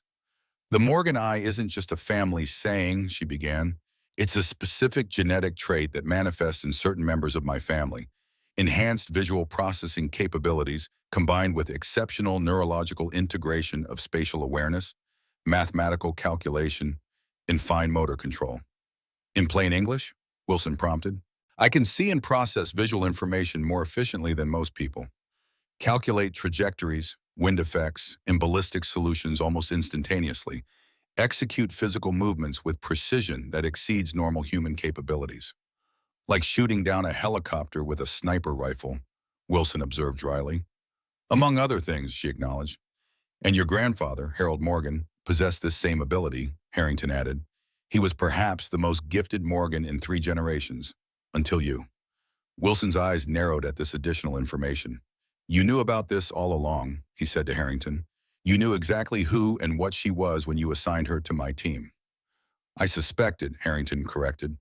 "Harold spoke of his granddaughter's potential, but claimed she had chosen a different path after his death. When I saw Specialist Morgan's file cross my desk, West Point offer declined, perfect marksmanship qualifications despite minimal documented experience, specialized medical training. I had my suspicions." "So you engineered this whole scenario," Wilson concluded, anger edging into his voice. "Assigned her to my team, sent us into a compromised operation. All to what? Force her hand? See if the Morgan eye was real?" "No," Harrington's denial was emphatic. "I assigned her to your team because I believed her medical skills would be valuable. I had no intention of exposing her other capabilities unless absolutely necessary." "Then how do you explain Crimson Crown?" Wilson challenged. "Professional mercenaries with advanced knowledge of our operation, specialized equipment, tactics that mirror our own." "That," Harrington said grimly, "is a much larger problem than either of you realize." He moved to a wall map of the region, indicating the area where they had encountered the ambush. Crimson Crown isn't just another private military company. They're a specialized direct action unit composed almost exclusively of former special operations personnel from various nations. Their leadership includes individuals who once served in classified programs that officially don't exist. "Including Bloodhawk," Becky stated, the pieces finally connecting. Harrington's eyes snapped to hers, surprise evident in his expression. Harold told you about Bloodhawk? Enough, she replied, echoing her earlier answer. He explained its origins after the Cuban Missile Crisis, its mission to prevent global catastrophe through precision intervention. And he mentioned that certain elements within the organization had become corrupted before his death. Harrington sank heavily into his chair, suddenly looking every one of his 60 years. Your grandfather was more forthcoming than I realized. Yes, Specialist Morgan, Bloodhawk exists, or existed in its original form. A direct action unit operating outside conventional military channels, answerable only to a small oversight committee with representatives from defense, state, and intelligence. And Crimson Crown is what? A rogue element of Bloodhawk? Wilson asked, struggling to process the implications. More accurately, they're the enforcement arm of a corrupted faction within Bloodhawk, Harrington clarified. Individuals who diverted the organization's resources and capabilities toward private interests rather than national security. Your grandfather was investigating this corruption for his death. The reference to her grandfather's death sent a chill through Becky. His final mission to Syria, the hostage extraction, where he was killed, that wasn't a random operation going wrong, was it? Harrington's expression confirmed her suspicion before he spoke. No. Harold had gathered evidence of what he called Operation Silversmith, a systematic effort to repurpose Bloodhawk assets for corporate interests under the guise of counterterrorism operations. He believed his investigation had been detected, that certain elements within the organization were moving to eliminate him. And they succeeded, Becky concluded, the pieces falling into place with devastating clarity. The official report indicates he died protecting the extraction team when the primary plan failed, Harrington continued. But certain details never aligned with standard protocols. The team leader, Raymond Keller, reported that Harold voluntarily remained behind to cover their escape when the building was targeted by enemy fire. His body was never recovered. Keller, Becky repeated, the name triggering a memory from her grandfather's journals. Harold suspected him of being involved with the corrupted faction. Yes, Harrington confirmed, but he could never prove it definitively. After Syria, Keller disappeared from official records, presumed killed in action, though no body was ever recovered in his case either. Wilson had been listening to this exchange with growing concern. Are you telling me we're caught in the middle of some internal war between factions of a classified program that doesn't officially exist? That's exactly what I'm telling you, Lieutenant, Harrington replied grimly. And it gets worse. Crimson Crown's presence in Afghanistan isn't coincidental. They've been systematically eliminating individuals connected to Bloodhawk who might expose Operation Silversmith, making their deaths appear as casualties of the ongoing conflict. And now they have identified me as a potential threat, Becky concluded, because of my connection to Harold Morgan. Not just a potential threat, Harrington corrected. Based on their resource commitment to today's operation, they consider you a priority target. The question is why? What do they think you know? The brass cartridge felt suddenly heavy against Becky's chest. Her grandfather's final gift, passed to her at his funeral by James Harrington himself.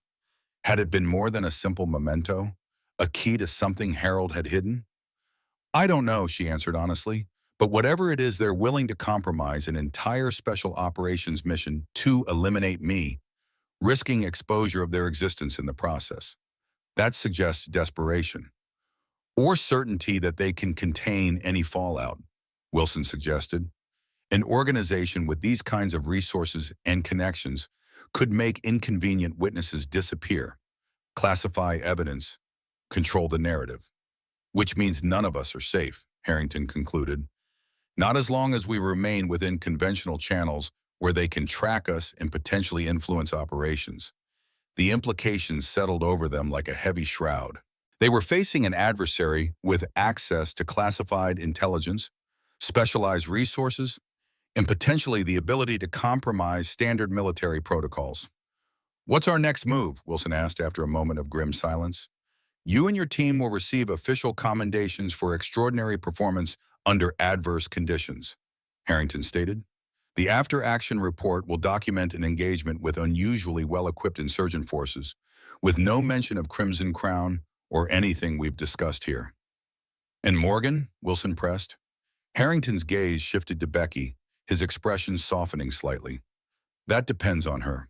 There are protocols for situations like this, contingency measures your grandfather helped establish years ago.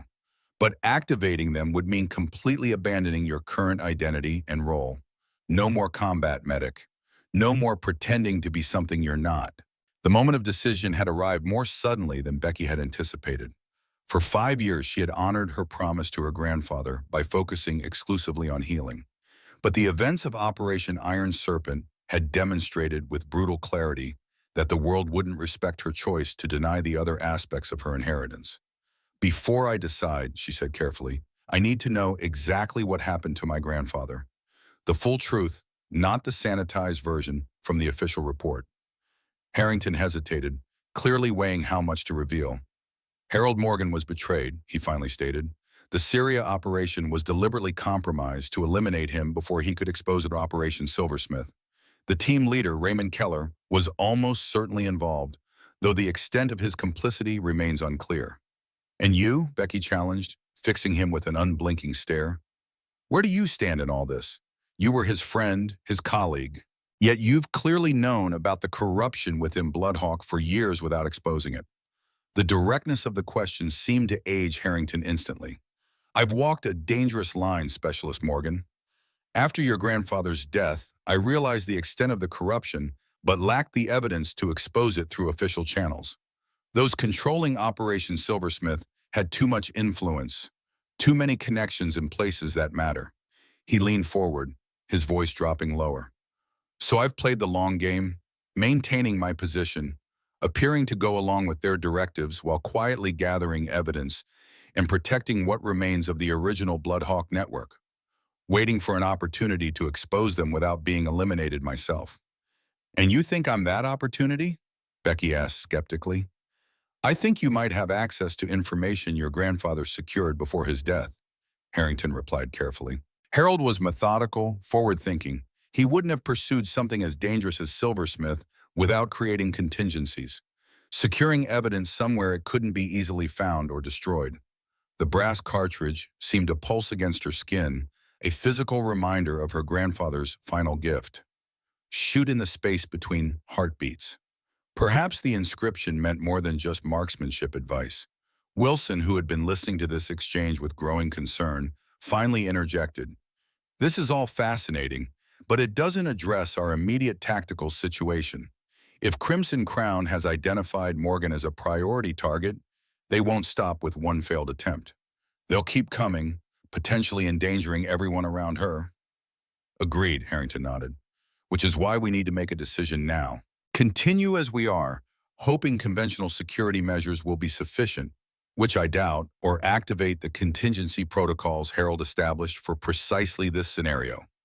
What exactly do these protocols entail? Becky asked. Emergency hardship leave, effective immediately. Transport to a secure location outside normal military channels. Access to resources that can't be traced through official systems. Harrington's expression was grave as he continued.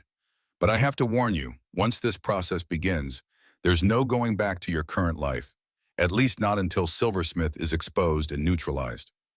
The weight of the decision settled over Becky. Everything she had built over the past 5 years, her identity as a combat medic, her professional reputation, the trust she had earned from her colleagues, would be abandoned. Yet continuing as she was would endanger not only herself but everyone around her, including the Delta team that had come to respect her. What about my mother? She asked, a practical concern suddenly surfacing. If they have identified me as a target, she could be at risk as well. Already addressed, Harrington assured her. Security detail dispatched to Ridgeway, Maine, operating undercover as property surveyors. They'll ensure Martha Morgan's safety without raising suspicions. Becky took a deep breath, her decision crystallizing with the clarity that characterized the Morgan eye at work. I'll do it, she stated firmly. Activate the protocols, but I want something in return. Name it, Harrington replied. Lieutenant Wilson remains informed and involved, she specified, glancing at the Delta team leader. He and his men were drawn into this without their knowledge or consent. They deserve to know what they're facing and have the opportunity to protect themselves. Wilson straightened slightly at this unexpected advocacy. I appreciate the thought, Morgan, but my team and I can handle ourselves. Not against this, she countered. Crimson Crown isn't a conventional adversary. They have resources, intelligence, and capabilities that exceed normal special operations parameters. You need to know what you're dealing with. Harrington considered the request, then nodded. Agreed. Lieutenant Wilson will be briefed on a need-to-know basis and provided with secure communication protocols separate from standard military channels. There's one more thing, Becky added. When this is over, assuming we survive, I want the truth about my grandfather officially acknowledged, not buried in classified reports or dismissed as conspiracy theories. His name cleared, his service recognized. That, Harrington said with genuine emotion, breaking through his professional demeanor, would be my honor to ensure. Harold Morgan was the finest operator I ever knew, and a better man than most. His legacy deserves recognition. With the decision made, events began moving with military efficiency. Harrington initiated the protocols with a series of encrypted communications that bypassed standard military channels. Emergency hardship leave documentation was processed with unusual speed, creating a paper trail that would withstand casual scrutiny while concealing Becky's true destination and purpose. As preparations continued, Wilson pulled Becky aside for a private conversation. You sure about this? Once you step on that transport, you are leaving behind everything you've built here. No more specialist Morgan, combat medic extraordinaire. I'm not sure about anything, she admitted, the vulnerability in her voice something she would have shown to few others. But I am certain of one thing. Continuing as I have been would put you and your team at unnecessary risk. I can't allow that. Wilson studied her face, something like respect deepening in his expression. You know, when you first joined the team, I thought you were just another support element, skilled in your specialty, but ultimately peripheral to our primary mission. I've never been so wrong about someone in my entire career. I was exactly who I presented myself to be, Becky countered. A combat medic committed to saving lives. That hasn't changed, even if the methods available to me have expanded.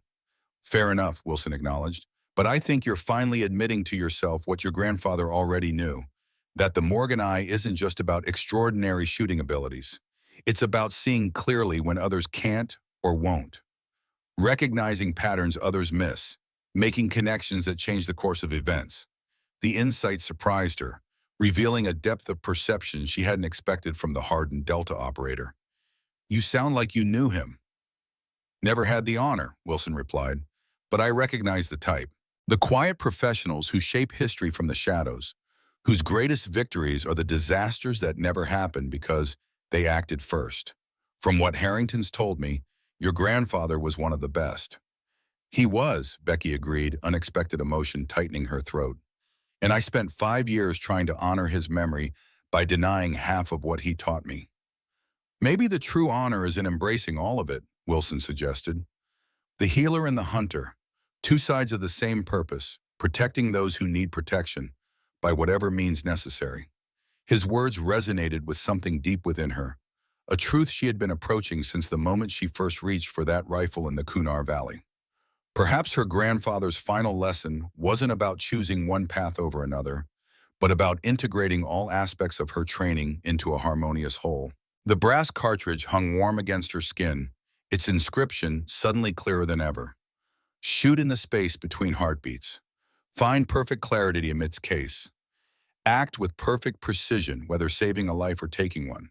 The Morgan Eye encompassed both aspects of her nature, neither complete without the other. Whatever happens next, Wilson said, extending his hand, it's been an honor serving with you, Morgan. She took his hand, the simple gesture carrying the weight of mutual respect earned in the crucible of combat. Likewise, Wilson, keep your team safe. And you find out who killed your grandfather, he replied, his expression hardening. Some debts can only be paid one way. As the transport prepared for departure, Becky found herself standing at the threshold of a fundamental transformation. The combat medic who had deployed to Afghanistan, determined to save lives while honoring her promise, had evolved into something more complex and complete. A true heir to the Morgan legacy, embracing both the healer's compassion and the hunter's precision that defined her family's unique gift. The brass cartridge hung against her skin as she boarded the aircraft, a physical reminder of the inheritance she now fully accepted. The Morgan eye was awakened, and Rebecca Morgan was finally ready to fulfill the destiny her grandfather had always foreseen. The hunt for truth and justice was about to begin. The military transport touched down at Ramstein Air Base under the cover of darkness. Becky disembarked into the cool German night, a stark contrast to Afghanistan's dry heat. An unmarked black sedan waited at the edge of the runway, its driver standing beside the open rear door. "Ms. Morgan," he greeted her with a slight German accent. "Colonel Harrington sends his regards." "And you are?" she asked, making no move toward the vehicle. "Kleinund," he replied. Authentication phrase. "The white pine stands tallest in October wind." The phrase matched the emergency protocol Harrington had provided.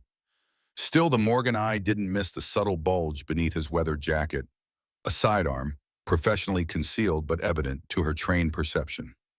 After 90 minutes of driving through the rain-slicked German countryside, they arrived at what appeared to be a modest hunting lodge nestled in a dense forest. Inside, however, the building revealed its true purpose. Beneath rustic furnishings and hunting trophies lay state-of-the-art security systems and tactical resources that would have impressed even the most demanding special operations team.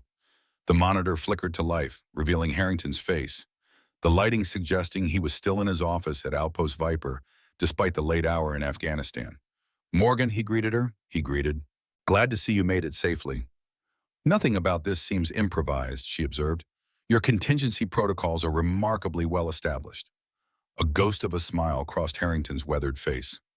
"Your grandfather established these emergency measures years ago, anticipating a scenario where Bloodhawk assets might be compromised." "I'm listening," she said, settling into the chair before the monitor. "Operation Silversmith was only part of what your grandfather uncovered," Harrington began, his expression darkening. "Before his death, he identified an even more disturbing initiative within the corrupted elements of Bloodhawk, something codenamed Project Nightshade. According to the fragments of intelligence Harold managed to gather, Nightshade represented a fundamental perversion of Bloodhawk's original mission," Harrington continued. "Instead of preventing conflicts through targeted intervention, Nightshade actively manufactured crises to create opportunities for corporate's interests." "Manufactured how?" Becky asked, though she already suspected the answer. "False flag operations, targeted assassinations disguised as terrorist incidents, destabilization of legitimate governments that oppose specific resource extraction projects or trade agreements." Harrington's voice lowered. "But what truly disturbed your grandfather was discovering Nightshade's American operations." "American operations?" Becky's attention sharpened. "November 22nd, 1963, Harrington stated grimly. "Dallas, Texas." The date registered immediately, a pivotal moment in American history that had shaped the nation's trajectory for decades. "Are you suggesting Bloodhawk was involved in Kennedy's assassination?" Becky asked, skepticism evident in her tone. "Not Bloodhawk as it was originally conceived," Harrington clarified, "but elements that would later evolve into Project Nightshade. Your grandfather found documentation suggesting certain corporate interests used early-stage Bloodhawk assets to eliminate a president whose policies threatened their financial objectives." Becky processed this revelation with the cold precision of the Morgan eye. If true, it represented not just corruption within a classified program, but a fundamental threat to American democracy itself. "And Crimson Crown?" she prompted. "Nightshade's modern enforcement arm," Harrington confirmed, "composed primarily of former special operations personnel who were either compromised through financial incentives or manipulated through falsified intelligence." "Led by Raymond Keller," Becky added, the pieces connecting with cold clarity in her mind. "The man who was supposedly with my grandfather when he died in Syria." "So the Syria mission wasn't just compromised," Becky concluded, the truth crystallizing with painful clarity. "It was deliberately engineered to eliminate my grandfather before he could expose Project Nightshade." "That's my assessment," Harrington agreed grimly. Harold had gathered compelling evidence and was preparing to present it to specific members of the oversight committee he still trusted. "You said he gathered evidence," she noted, focusing on the practical implications rather than the emotional impact. What happened to it after his death? That's the critical question, Harrington replied. Harold maintained physical documentation, often disguised within seemingly innocuous items or locations. Understanding dawned as Becky's hand unconsciously rose to the brass cartridge hanging beneath her shirt. The spaces between heartbeats, she murmured. I need to get back to Maine, Becky stated, decision crystallizing in her mind. Whatever my grandfather hid, I need to find it before they do. Agreed, but I must emphasize the danger, Morgan. Raymond Keller personally leads the Crimson Crown team in Ridgeway. He's one of the most lethal operators Bloodhawk ever produced. The man who likely killed my grandfather, Becky observed, her voice steady despite the emotion underlying the statement. There's one more thing you should know, Harrington added after a moment's hesitation. Intelligence suggests Keller wasn't alone in betraying your grandfather. There were other Bloodhawk operatives involved, individuals Harold trusted, who ultimately sided with Nightshade. Including? Becky prompted, sensing his reluctance to continue. Harrington met her gaze directly. I don't have confirmed names, but Harold's final communication to me indicated he had identified a high-level betrayal within his inner circle. The implication hung between them, unspoken but unmistakable. Trust no one completely, not even those claiming to support her mission. The coastal highway unfurled before Becky like a ribbon of asphalt cutting through the autumn splendor of Maine's forests. As she approached the familiar terrain of Ridgeway, a weathered sign welcomed visitors to the town. Ridgeway, Maine, Est 1776, where America's freedom took root. Instead of proceeding directly to known Morgan properties, Becky took a deliberate detour through downtown Ridgeway, a single main street lined with brick buildings dating back to the 19th century, American flags hanging from nearly every storefront. She parked near Harrigan's Hardware, a family-owned establishment that had served the community since before her grandfather's birth. As she stepped from the vehicle, a familiar voice called her name. Not her cover identity, but her actual name. Becky Morgan, is that really you? She turned to find Frank Caldwell approaching with the measured gait of a man who had spent decades adapting to a prosthetic leg. At 78, Frank remained broad-shouldered and imposing despite his age, his weathered face bearing the distinctive scars of combat long past. Mr. Caldwell, she greeted him, genuine warmth in her voice despite the tactical complications his recognition created. It's been years. Too many, he agreed, his handshake firm as ever. Not since Harold's funeral, I reckon. Frank Caldwell represented both opportunity and risk in her current situation. A Marine Corps veteran who had served in Vietnam, he had been her grandfather's closest friend in Ridgeway, the one civilian who knew something of Harold Morgan's true profession. Just passing through? Frank asked, his shrewd eyes suggesting he suspected otherwise. Something like that, Becky replied noncommittally. Family matters. Frank nodded, apparently accepting her vague explanation. Well, if you need anything while you're in town, you know where to find me, still in the same house on Veterans Road. I appreciate that, she said, preparing to continue her reconnaissance. Frank's voice lowered as he added, might want to know there's been strangers around town lately. City types asking questions about the Morgan property. Government men, they claim, but they don't move like bureaucrats. The information confirmed Crimson Crown's presence in Ridgeway extended beyond the specific locations she had already identified. Thanks for the heads up, she replied, her tone casual despite the tactical significance of his observation. Your grandfather would have noticed them too, Frank added with meaningful emphasis. Always had an eye for details others missed. Speaking of details, he continued, maintaining the conversational tone while subtly scanning their surroundings. Found something interesting while clearing out my attic last month. Old map from when your grandfather and I went hunting back in '83.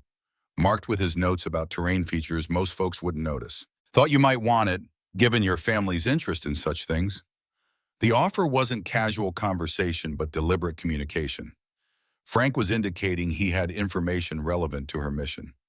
I'd appreciate that, she acknowledged. Maybe I'll stop by later today. Door's always open for Harold Morgan's granddaughter, Frank assured her. And Becky, watch yourself around those strangers. They may claim to be government, but your grandfather taught me there's government, and then there's government, if you take my meaning. The warning confirmed Frank understood more about Harold's activities than she had previously assumed. Perhaps her grandfather had established contingency measures involving his old friend, trusted resources outside official channels that could provide support if Bloodhawk itself became compromised. As evening approached, Becky prepared for nighttime movement to the White Pine Ridge where her grandfather had first acknowledged and developed the Morgan Eye. Moving through the dense forest with practiced silence, she approached the ridge from an indirect vector that minimized exposure to potential observation. The specific location marked on Harold's map corresponded to a distinctive formation of white pines arranged in a rough semicircle around a natural clearing. It was here, at age 8, that Becky had first held a rifle under her grandfather's guidance, learning to find the stillness between heartbeats that enabled precision beyond normal human capability. The Morgan Eye detected subtle inconsistencies in the terrain, patterns in the forest floor that suggested periodic disturbance, despite the apparent undisturbed nature of the clearing. Focusing on these anomalies, Becky identified a section of ground near the base of the largest pine that showed different compression characteristics than the surrounding soil.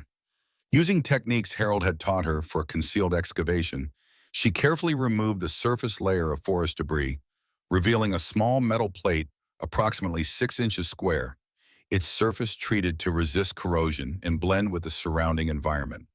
The plate incorporated no obvious opening mechanism, no hinges, latches, or seams that might allow access to whatever lay beneath. Instead, its surface contained a subtle pattern of small depressions arranged in a configuration that seemed vaguely familiar. After studying the pattern for several moments, recognition dawned. The arrangement matched the position of stars in Ursa Major, the constellation Harold had used to teach her celestial navigation during overnight training exercises. Pressing the depressions in the sequence Harold had taught her for identifying the stars of Ursa Major, Becky felt a slight give in the mechanism, followed by a soft click as the plate unlocked. Lifting it revealed a small waterproof case nestled in a concrete enclosure beneath, protected from environmental degradation but accessible to someone who knew exactly where to look and how to access it. The case contained a USB drive, a small journal bound in weathered leather, and most surprisingly, a vintage Polaroid photograph showing Harold Morgan standing beside a much younger Raymond Keller. Both men wore nondescript tactical clothing, their expressions serious but companionable, clearly colleagues on an operation predating Keller's betrayal. Written on the back of the photograph in Harold's distinctive handwriting was a single line: Operation Long Shadow, 1991, the day America nearly fell again. The journal provided context that sent a chill through Becky, despite the mild autumn night. Its pages detailed Harold Morgan's growing concerns about Bloodhawk's changing mission parameters, beginning with subtle shifts in operational priorities and culminating in specific instances where intelligence had been manipulated to justify interventions that served corporate rather than national security interests. The most disturbing entries focused on Operation Long Shadow, a 91 mission that Harold and Keller had undertaken together in Dallas, Texas. According to the journal, they had been tasked with preventing what Bloodhawk leadership described as a domestic terrorist threat, targeting the 28th anniversary memorial service for President Kennedy. Only after the operation did Harold discover the truth. The supposed terrorists were actually investigative journalists who had uncovered documentation linking certain corporate interests to the 1963 assassination. Bloodhawk had been manipulated into silencing legitimate investigation that threatened to expose historical crimes. As she secured the recovered materials in her pack, the sound of approaching movement triggered immediate tactical awareness. Someone was approaching her position with professional stealth, minimizing acoustic signature while maintaining efficient progress through difficult terrain. The Morgan Eye calculated optimal response options as Becky assumed defensive position, weapon ready but not yet visible. The approaching figure emerged from the forest shadows with the distinctive movement pattern of elite special operations training, deliberate, efficient, constantly assessing surroundings for potential threats. "Morgan," Lieutenant Wilson's voice came softly through the darkness. "It's me." His appearance at her exact location without prior coordination raised immediate security concerns. How had he found her? "That's close enough," she stated firmly, her weapon now visible and oriented toward potential threat. "Explain how you found this location." Wilson froze, recognizing the implied threat in her tone and posture. Harrington provided coordinates for likely evidence caches based on your grandfather's operational patterns. This ridge was highest probability given its significance to your training. The explanation was plausible but inconsistent with established security protocols. Harrington shouldn't have known about this specific location unless he had information not shared through their secure communications. "What's the situation in town?" she asked, maintaining defensive positioning while gathering critical intelligence.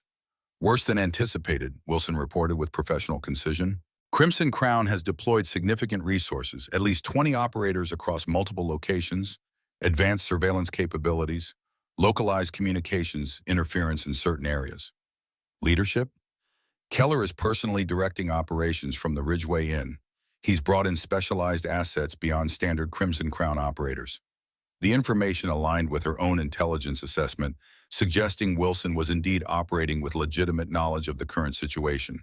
After careful consideration, Becky made a tactical decision to accept his presence as potentially valuable while maintaining appropriate security measures.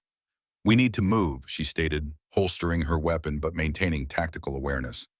"The Peterson property is our primary objective based on my grandfather's guidance." Wilson nodded his agreement. "I've established temporary safe position approximately 3 miles from here, isolated cabin owned by a former Delta colleague. We can use it for operational planning before approaching the Peterson property." As they prepared to depart the clearing, Wilson's satellite phone vibrated with an incoming message. His expression darkened as he read the communication.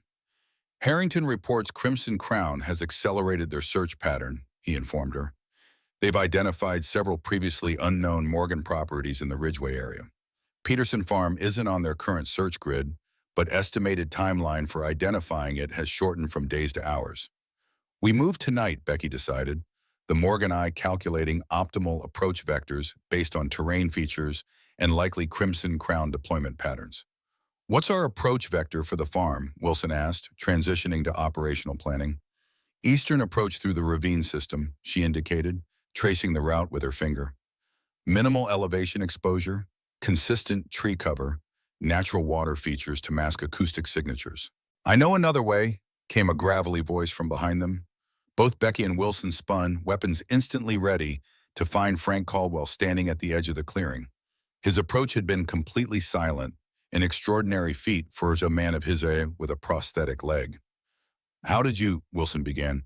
"Your grandfather wasn't the only one who knew how to move through these woods," Frank said to Becky, ignoring Wilson entirely. "Been hunting this land since before either of you were born." "How did you find us?" Becky asked, the Morgan eye assessing Frank's unexpected appearance with cautious precision.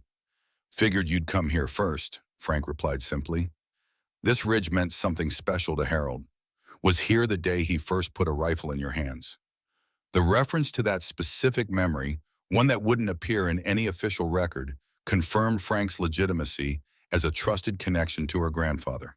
"You mentioned another way to the Peterson farm," Becky prompted, maintaining tactical focus despite the surprising development.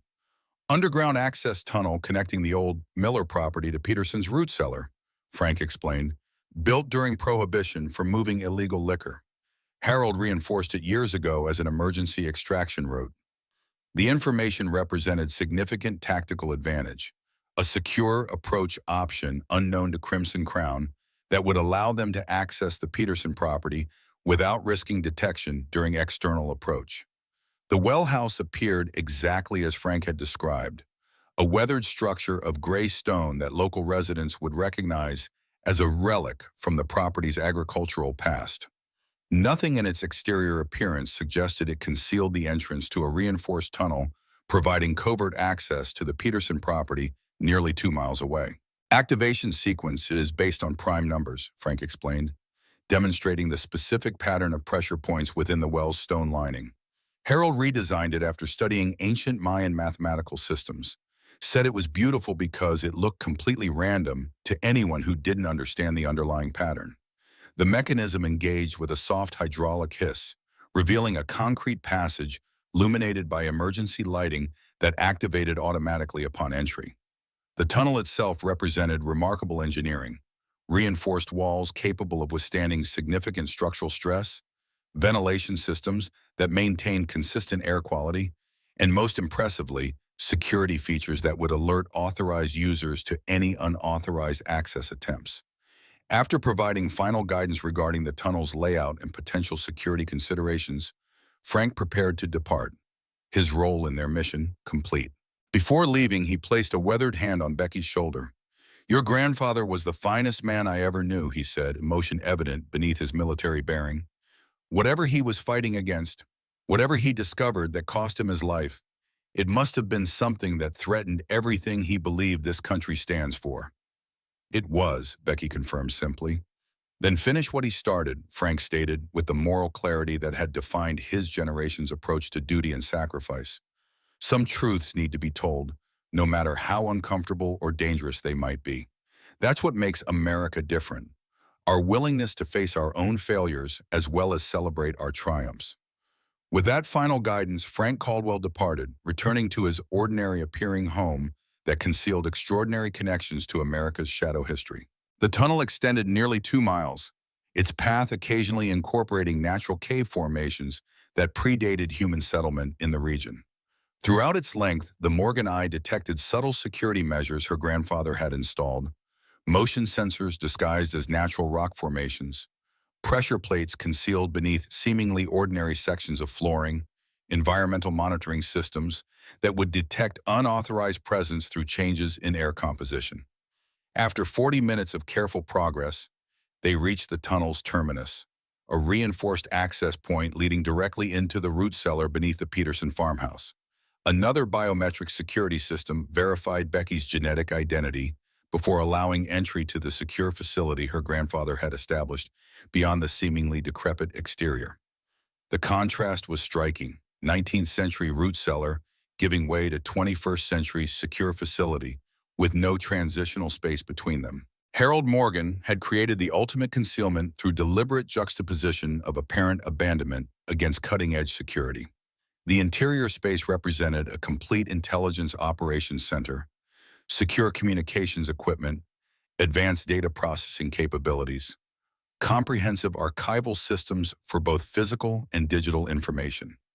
More striking was the wall of surveillance monitors displaying real-time imagery from locations throughout Ridgeway, including Morgan's fuel stop, the family home, and most surprisingly, the Ridgeway Inn that Wilson had identified as Crimson Crown's operational headquarters.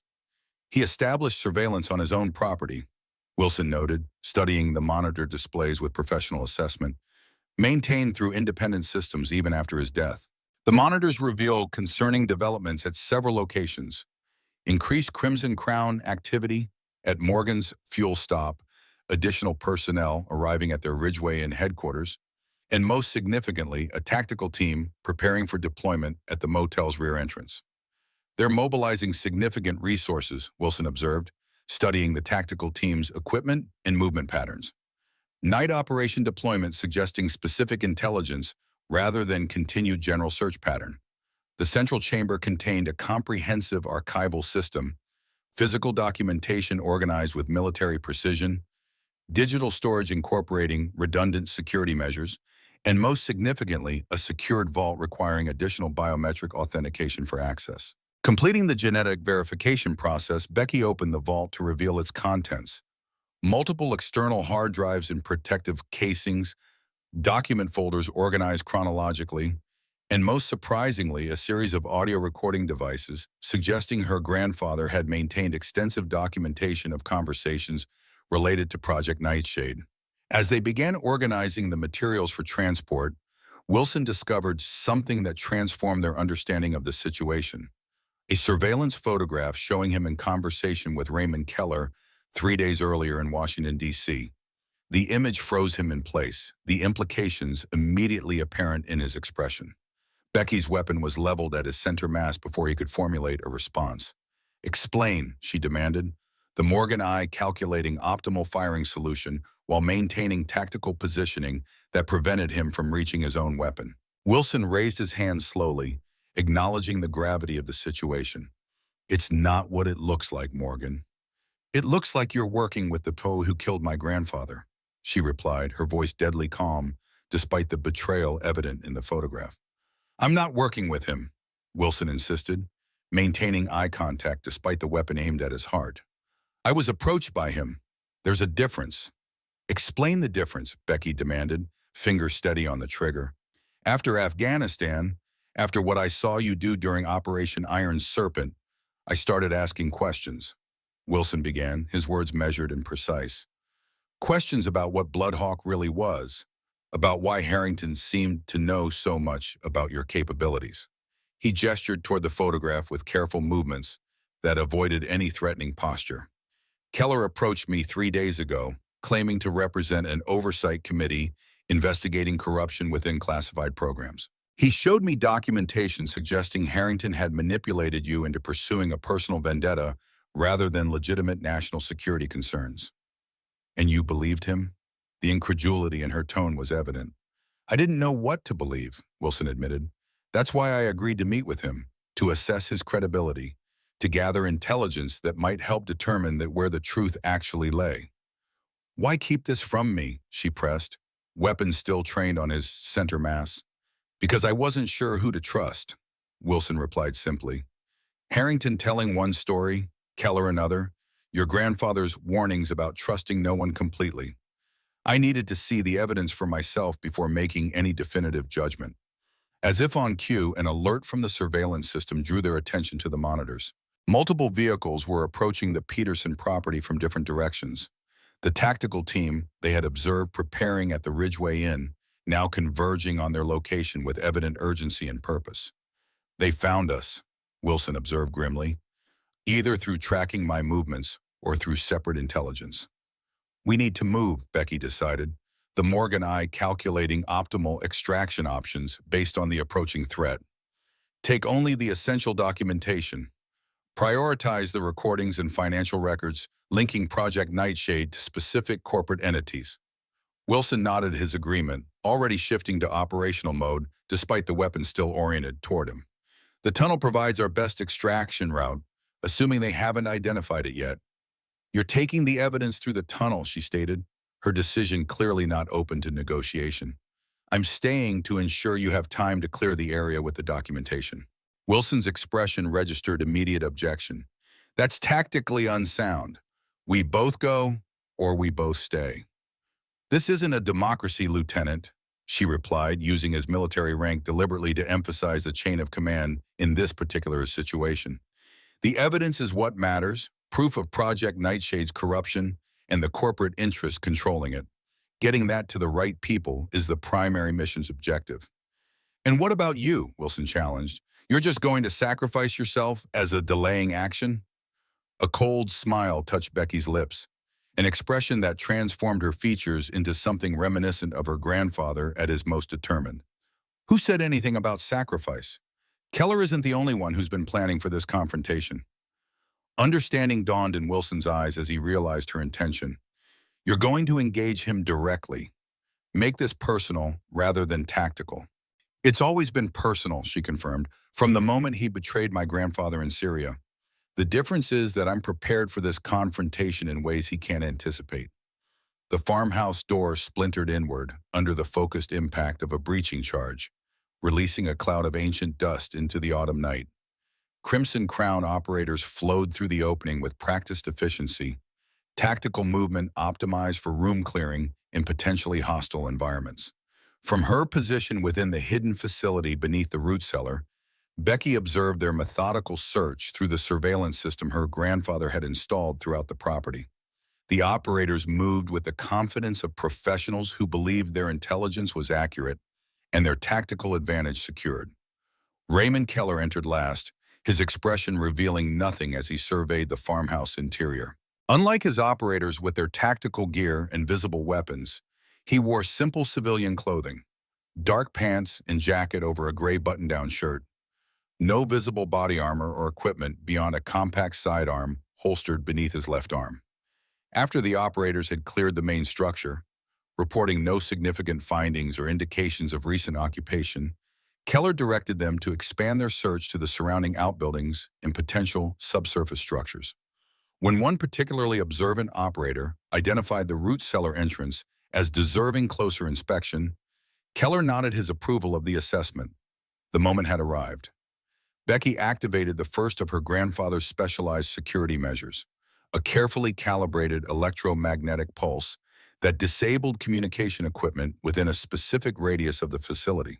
The operator's radio transmissions ceased mid-sentence, their tactical coordination suddenly compromised by the loss of electronic communication. As the operators prepared to breach the root cellar entrance, Becky initiated the second phase of her tactical plan. The seemingly ordinary wooden doors were actually sophisticated composite materials designed to channel explosive force in specific directions, redirecting the breaching charge's energy away from the cellar's interior while creating a controlled debris field that would separate Keller from his tactical team. The breach executed exactly as she had anticipated. The specialized doors channeled the explosion upward and outward, temporarily disorienting the entry team while leaving the actual entrance largely intact. More importantly, the controlled debris pattern created a momentary separation between the operators and Keller, a tactical window she had carefully calculated. Using the facility's environmental controls, Becky filled the root cellar with dense but non-toxic smoke, further disorienting the entry team while creating optimal conditions for the Morganized superior visual processing capabilities. When Keller himself entered the root cellar, separated from his team by the engineered circumstances of the breach, Becky activated the final element of her grandfather's security system, a specialized containment protocol that sealed the disguised entrance to the secure facility beneath, isolating Keller from his operators while revealing the actual objective of their search. The hidden wall section receded and slid aside, revealing the sophisticated facility beyond, and Rebecca Morgan waiting within, her grandfather's custom rifle held with the relaxed confidence of someone who had found the perfect stillness between heartbeats. "Hello, Raymond," she greeted him calmly. "I've been expecting you." Keller showed no surprise at finding her waiting, only a cold professional assessment as he evaluated the tactical situation. His hand remained deliberately away from his holstered sidearm, recognizing the disadvantage of his position given her established firing solution. "Rebecca Morgan," he acknowledged, his voice carrying the distinctive timbre of absolute self-control. "Harold's granddaughter, though I see more of him in you than just the genetic resemblance." "The Morgan eye," she confirmed, the rifle's muzzle unwavering despite the conversational tone. "Though you've never really understood what that means, have you?" A flicker of something, perhaps genuine curiosity, crossed his features. Exceptional visual processing capabilities, unprecedented marksmanship potential, Harold's genetic gift to his descendants. "That's the fundamental misconception my grandfather referenced in his notes," Becky replied, allowing a cold smile. "The Morgan eye isn't just about seeing better than others. It's about processing information differently, recognizing patterns others miss, calculating probabilities with mathematical precision, anticipating decisions before they're implemented." Understanding dawned in Keller's expression as he reassessed the tactical situation, recognizing that she hadn't merely predicted his approach to the Peterson property, but had engineered the specific circumstances of their confrontation to neutralize his advantages while maximizing her own. "You betrayed him," she stated, the rifle remaining steady despite the emotional weight of the conversation. "In Syria. You deliberately compromised the operation to eliminate him before he could expose what Nightshade had become." For the first time, genuine emotion crossed Keller's features, not guilt or remorse, but something more complex. "Harold was my friend," he said quietly. "For 20 years, we served together in operations across 4 continents. I respected him more than any man I've ever known." "Yet you arranged his death," Becky pressed, determined to extract the admission her grandfather had never received. "I arranged for his retirement," Keller corrected, his expression hardening. The extraction plan included contingencies for removing him from operational status without public exposure. He was supposed to be captured, held temporarily, then released after Nightshade was secured against his allegations. "But something went wrong," Becky concluded, the Morgan eye detecting the subtle indicators of rationalization in his body language and vocal patterns. "He recognized the trap," Keller acknowledged, a hint of genuine admiration entering his voice. Even with everything arranged to appear as standard operational parameters, Harold sensed the disruption in pattern. When the building was targeted, he knew it wasn't random enemy fire but deliberate elimination protocol. So he sacrificed himself to save the team, Becky finished, the final pieces of her grandfather's death falling into place with painful clarity, covering their extraction while ensuring the hostages' safety. It's what made him extraordinary, Keller confirmed, his expression suggesting this justification had allowed him to live with his actions in the years since. Even knowing he'd been betrayed, Harold's final act was to protect others, the same principle that had guided his entire career. Tell me about Operation Long Shadow, Becky demanded, shifting the conversation to the mission documented in her grandfather's journal. Dallas, 1991, when you and my grandfather were sent to eliminate journalists investigating Kennedy's assassination. Keller's face registered genuine surprise, the first crack in his professional composure. How do you know about Long Shadow? Those files were purged from all systems. My grandfather kept his own records, Becky replied, including documentation of how Bloodhawk was manipulated into silencing legitimate investigation that threatened to expose historical crimes. That operation was the turning point for Harold, Keller admitted after a moment's hesitation. When he began questioning the directives we received, investigating the actual motivations behind our missions.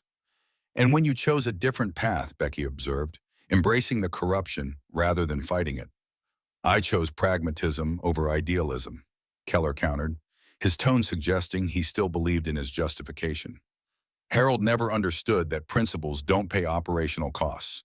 Bloodhawk needed financial support beyond what government budgets could provide, especially after the Cold War ended and congressional oversight increased. So you sold America's most elite intelligence asset to corporate interests, Becky stated, the contempt evident in her voice despite her controlled demeanor. Turned it from protecting national security to generating private profit. What happens now, Rebecca? Keller asked, though the Morgan eye had already calculated the most probable progression of events with mathematical precision. Now we conclude this unfortunate situation, he replied with the confident finality of someone who believed victory was assured despite temporary tactical disadvantage. My team has secured the perimeter of this property. No evidence leaves this facility. The Peterson farm will suffer an unfortunate structural fire attributed to decaying electrical systems in an abandoned property. And me, Becky pressed, though she already knew his intended resolution. A similar unfortunate accident during your unauthorized investigation of the property, Keller stated without emotion. Tragic, but ultimately a footnote in classified operational records that will never see public scrutiny. His confidence confirmed he remained unaware of the facility's most important security feature, the comprehensive recording system documenting their entire conversation, transmitting to secure servers beyond Crimson Crown's reach. Whatever happened within these walls, the truth about Project Nightshade and Raymond Keller's role in Harold Morgan's death would reach the appropriate authorities. There's a fundamental flaw in your tactical assessment, Becky noted, allowing a hint of her grandfather's characteristic intensity to enter her expression. You've calculated based on the assumption that I came here to escape with evidence. That was never my objective. Confusion flickered briefly across Keller's features, the first genuine tactical uncertainty he had displayed during their confrontation. Explain. I came here to ensure the evidence reached the right people, she clarified. That objective was accomplished approximately 12 minutes ago when Lieutenant Wilson cleared the property through an extraction route your teams haven't identified. Keller's expression hardened as he processed this information, recognizing its tactical implications. You're bluffing. Wilson would never leave you behind for a solo extraction. He would when presented with direct orders and the operational necessity of securing primary mission objectives, Becky countered. The evidence documenting Project Nightshade, including your role in my grandfather's death, is beyond your reach now. As this reality registered in Keller's tactical assessment, his hand moved with practiced smoothness towards his holstered sidearm, the motion so fluid and precise that most observers would have been unable to react effectively. But the Morgan eye wasn't limited by ordinary human perception. Becky had calculated this exact response sequence, anticipated the precise moment when Keller would transition from conversation to direct action. She didn't fire. Instead, she pressed a small device concealed in her palm, activating the final contingency her grandfather had built into the facility. Specialized panels in the floor beneath Keller slid open, dropping him into a containment chamber before he could complete his draw. The transition was so rapid and unexpected that even his exceptional reflexes couldn't compensate. Through an observation window in the adjacent wall, Becky watched as Keller recovered his balance in the sealed chamber, his expression registering the complete reversal of tactical advantage. "Your grandfather always was fond of misdirection," Keller observed, a hint of grudging admiration in his voice despite his compromised position, making opponents focus on one threat while the real danger came from an unexpected direction. "He taught me well," Becky confirmed, lowering her rifle now that the immediate threat had been neutralized. "Though I suspect he would have approved of my restraint. Harold believed justice was more important than vengeance, that exposing the truth ultimately mattered more than personal retribution." "What happens now?" Keller asked, his tone suggesting he had already calculated the most likely outcomes of his situation. "Now you face accountability for your actions," Becky replied simply. "Not just elimination in some classified facility, but formal justice for betraying everything Bloodhawk was created to protect." "You're more naive than your grandfather if you believe that's possible," Keller countered, his expression hardening. "The people behind Project Nightshade have connections throughout government, intelligence communities, corporate boardrooms. They don't just disappear because one operative is captured." "You're right," Becky acknowledged, "which is why the evidence Wilson extracted doesn't just document your actions, but identifies every member of the Oversight Committee, the corporate executives who transformed Bloodhawk from protecting America to serving private interests." For the first time, genuine fear crossed Raymond Keller's features. The recognition that his decades of operating in shadows had culminated in comprehensive exposure. Whatever happened physically within this facility, his actions and Nightshade's corruption had been irrevocably documented for appropriate authorities to address. "He outplayed us both," Keller observed with grim acknowledgement. "Harold, even from beyond the grave, he anticipated exactly how this would unfold." "The Morgan eye sees what others miss," Becky confirmed, her grandfather's wisdom finding final validation in this moment of truth. "Even across generations." Activating the facility's communication system, Becky sent a coded message to the extraction team Frank Caldwell had positioned nearby, local veterans who had served with her grandfather decades earlier, men whose loyalty to Harold Morgan transcended official channels or government directives. "My grandfather left one final message for you," Becky told Keller as they waited for the extraction team to secure the facility. "He said to remind you of what he told you in Berlin, 1989. The truth doesn't expire with the messenger. It finds new voices with each generation." Recognition flickered in Keller's eyes. The memory of a conversation decades earlier when both men had still served the original Bloodhawk mission with shared purpose and principles, before corruption had transformed one while strengthening the other's resolve. As the extraction team secured the facility, neutralizing the remaining Crimson Crown operators through tactical surprise and superior position, Becky prepared for the complex transition that would follow, ensuring Keller and the evidence of Project Nightshade reached the appropriate authorities rather than disappearing into the classified void where accountability died.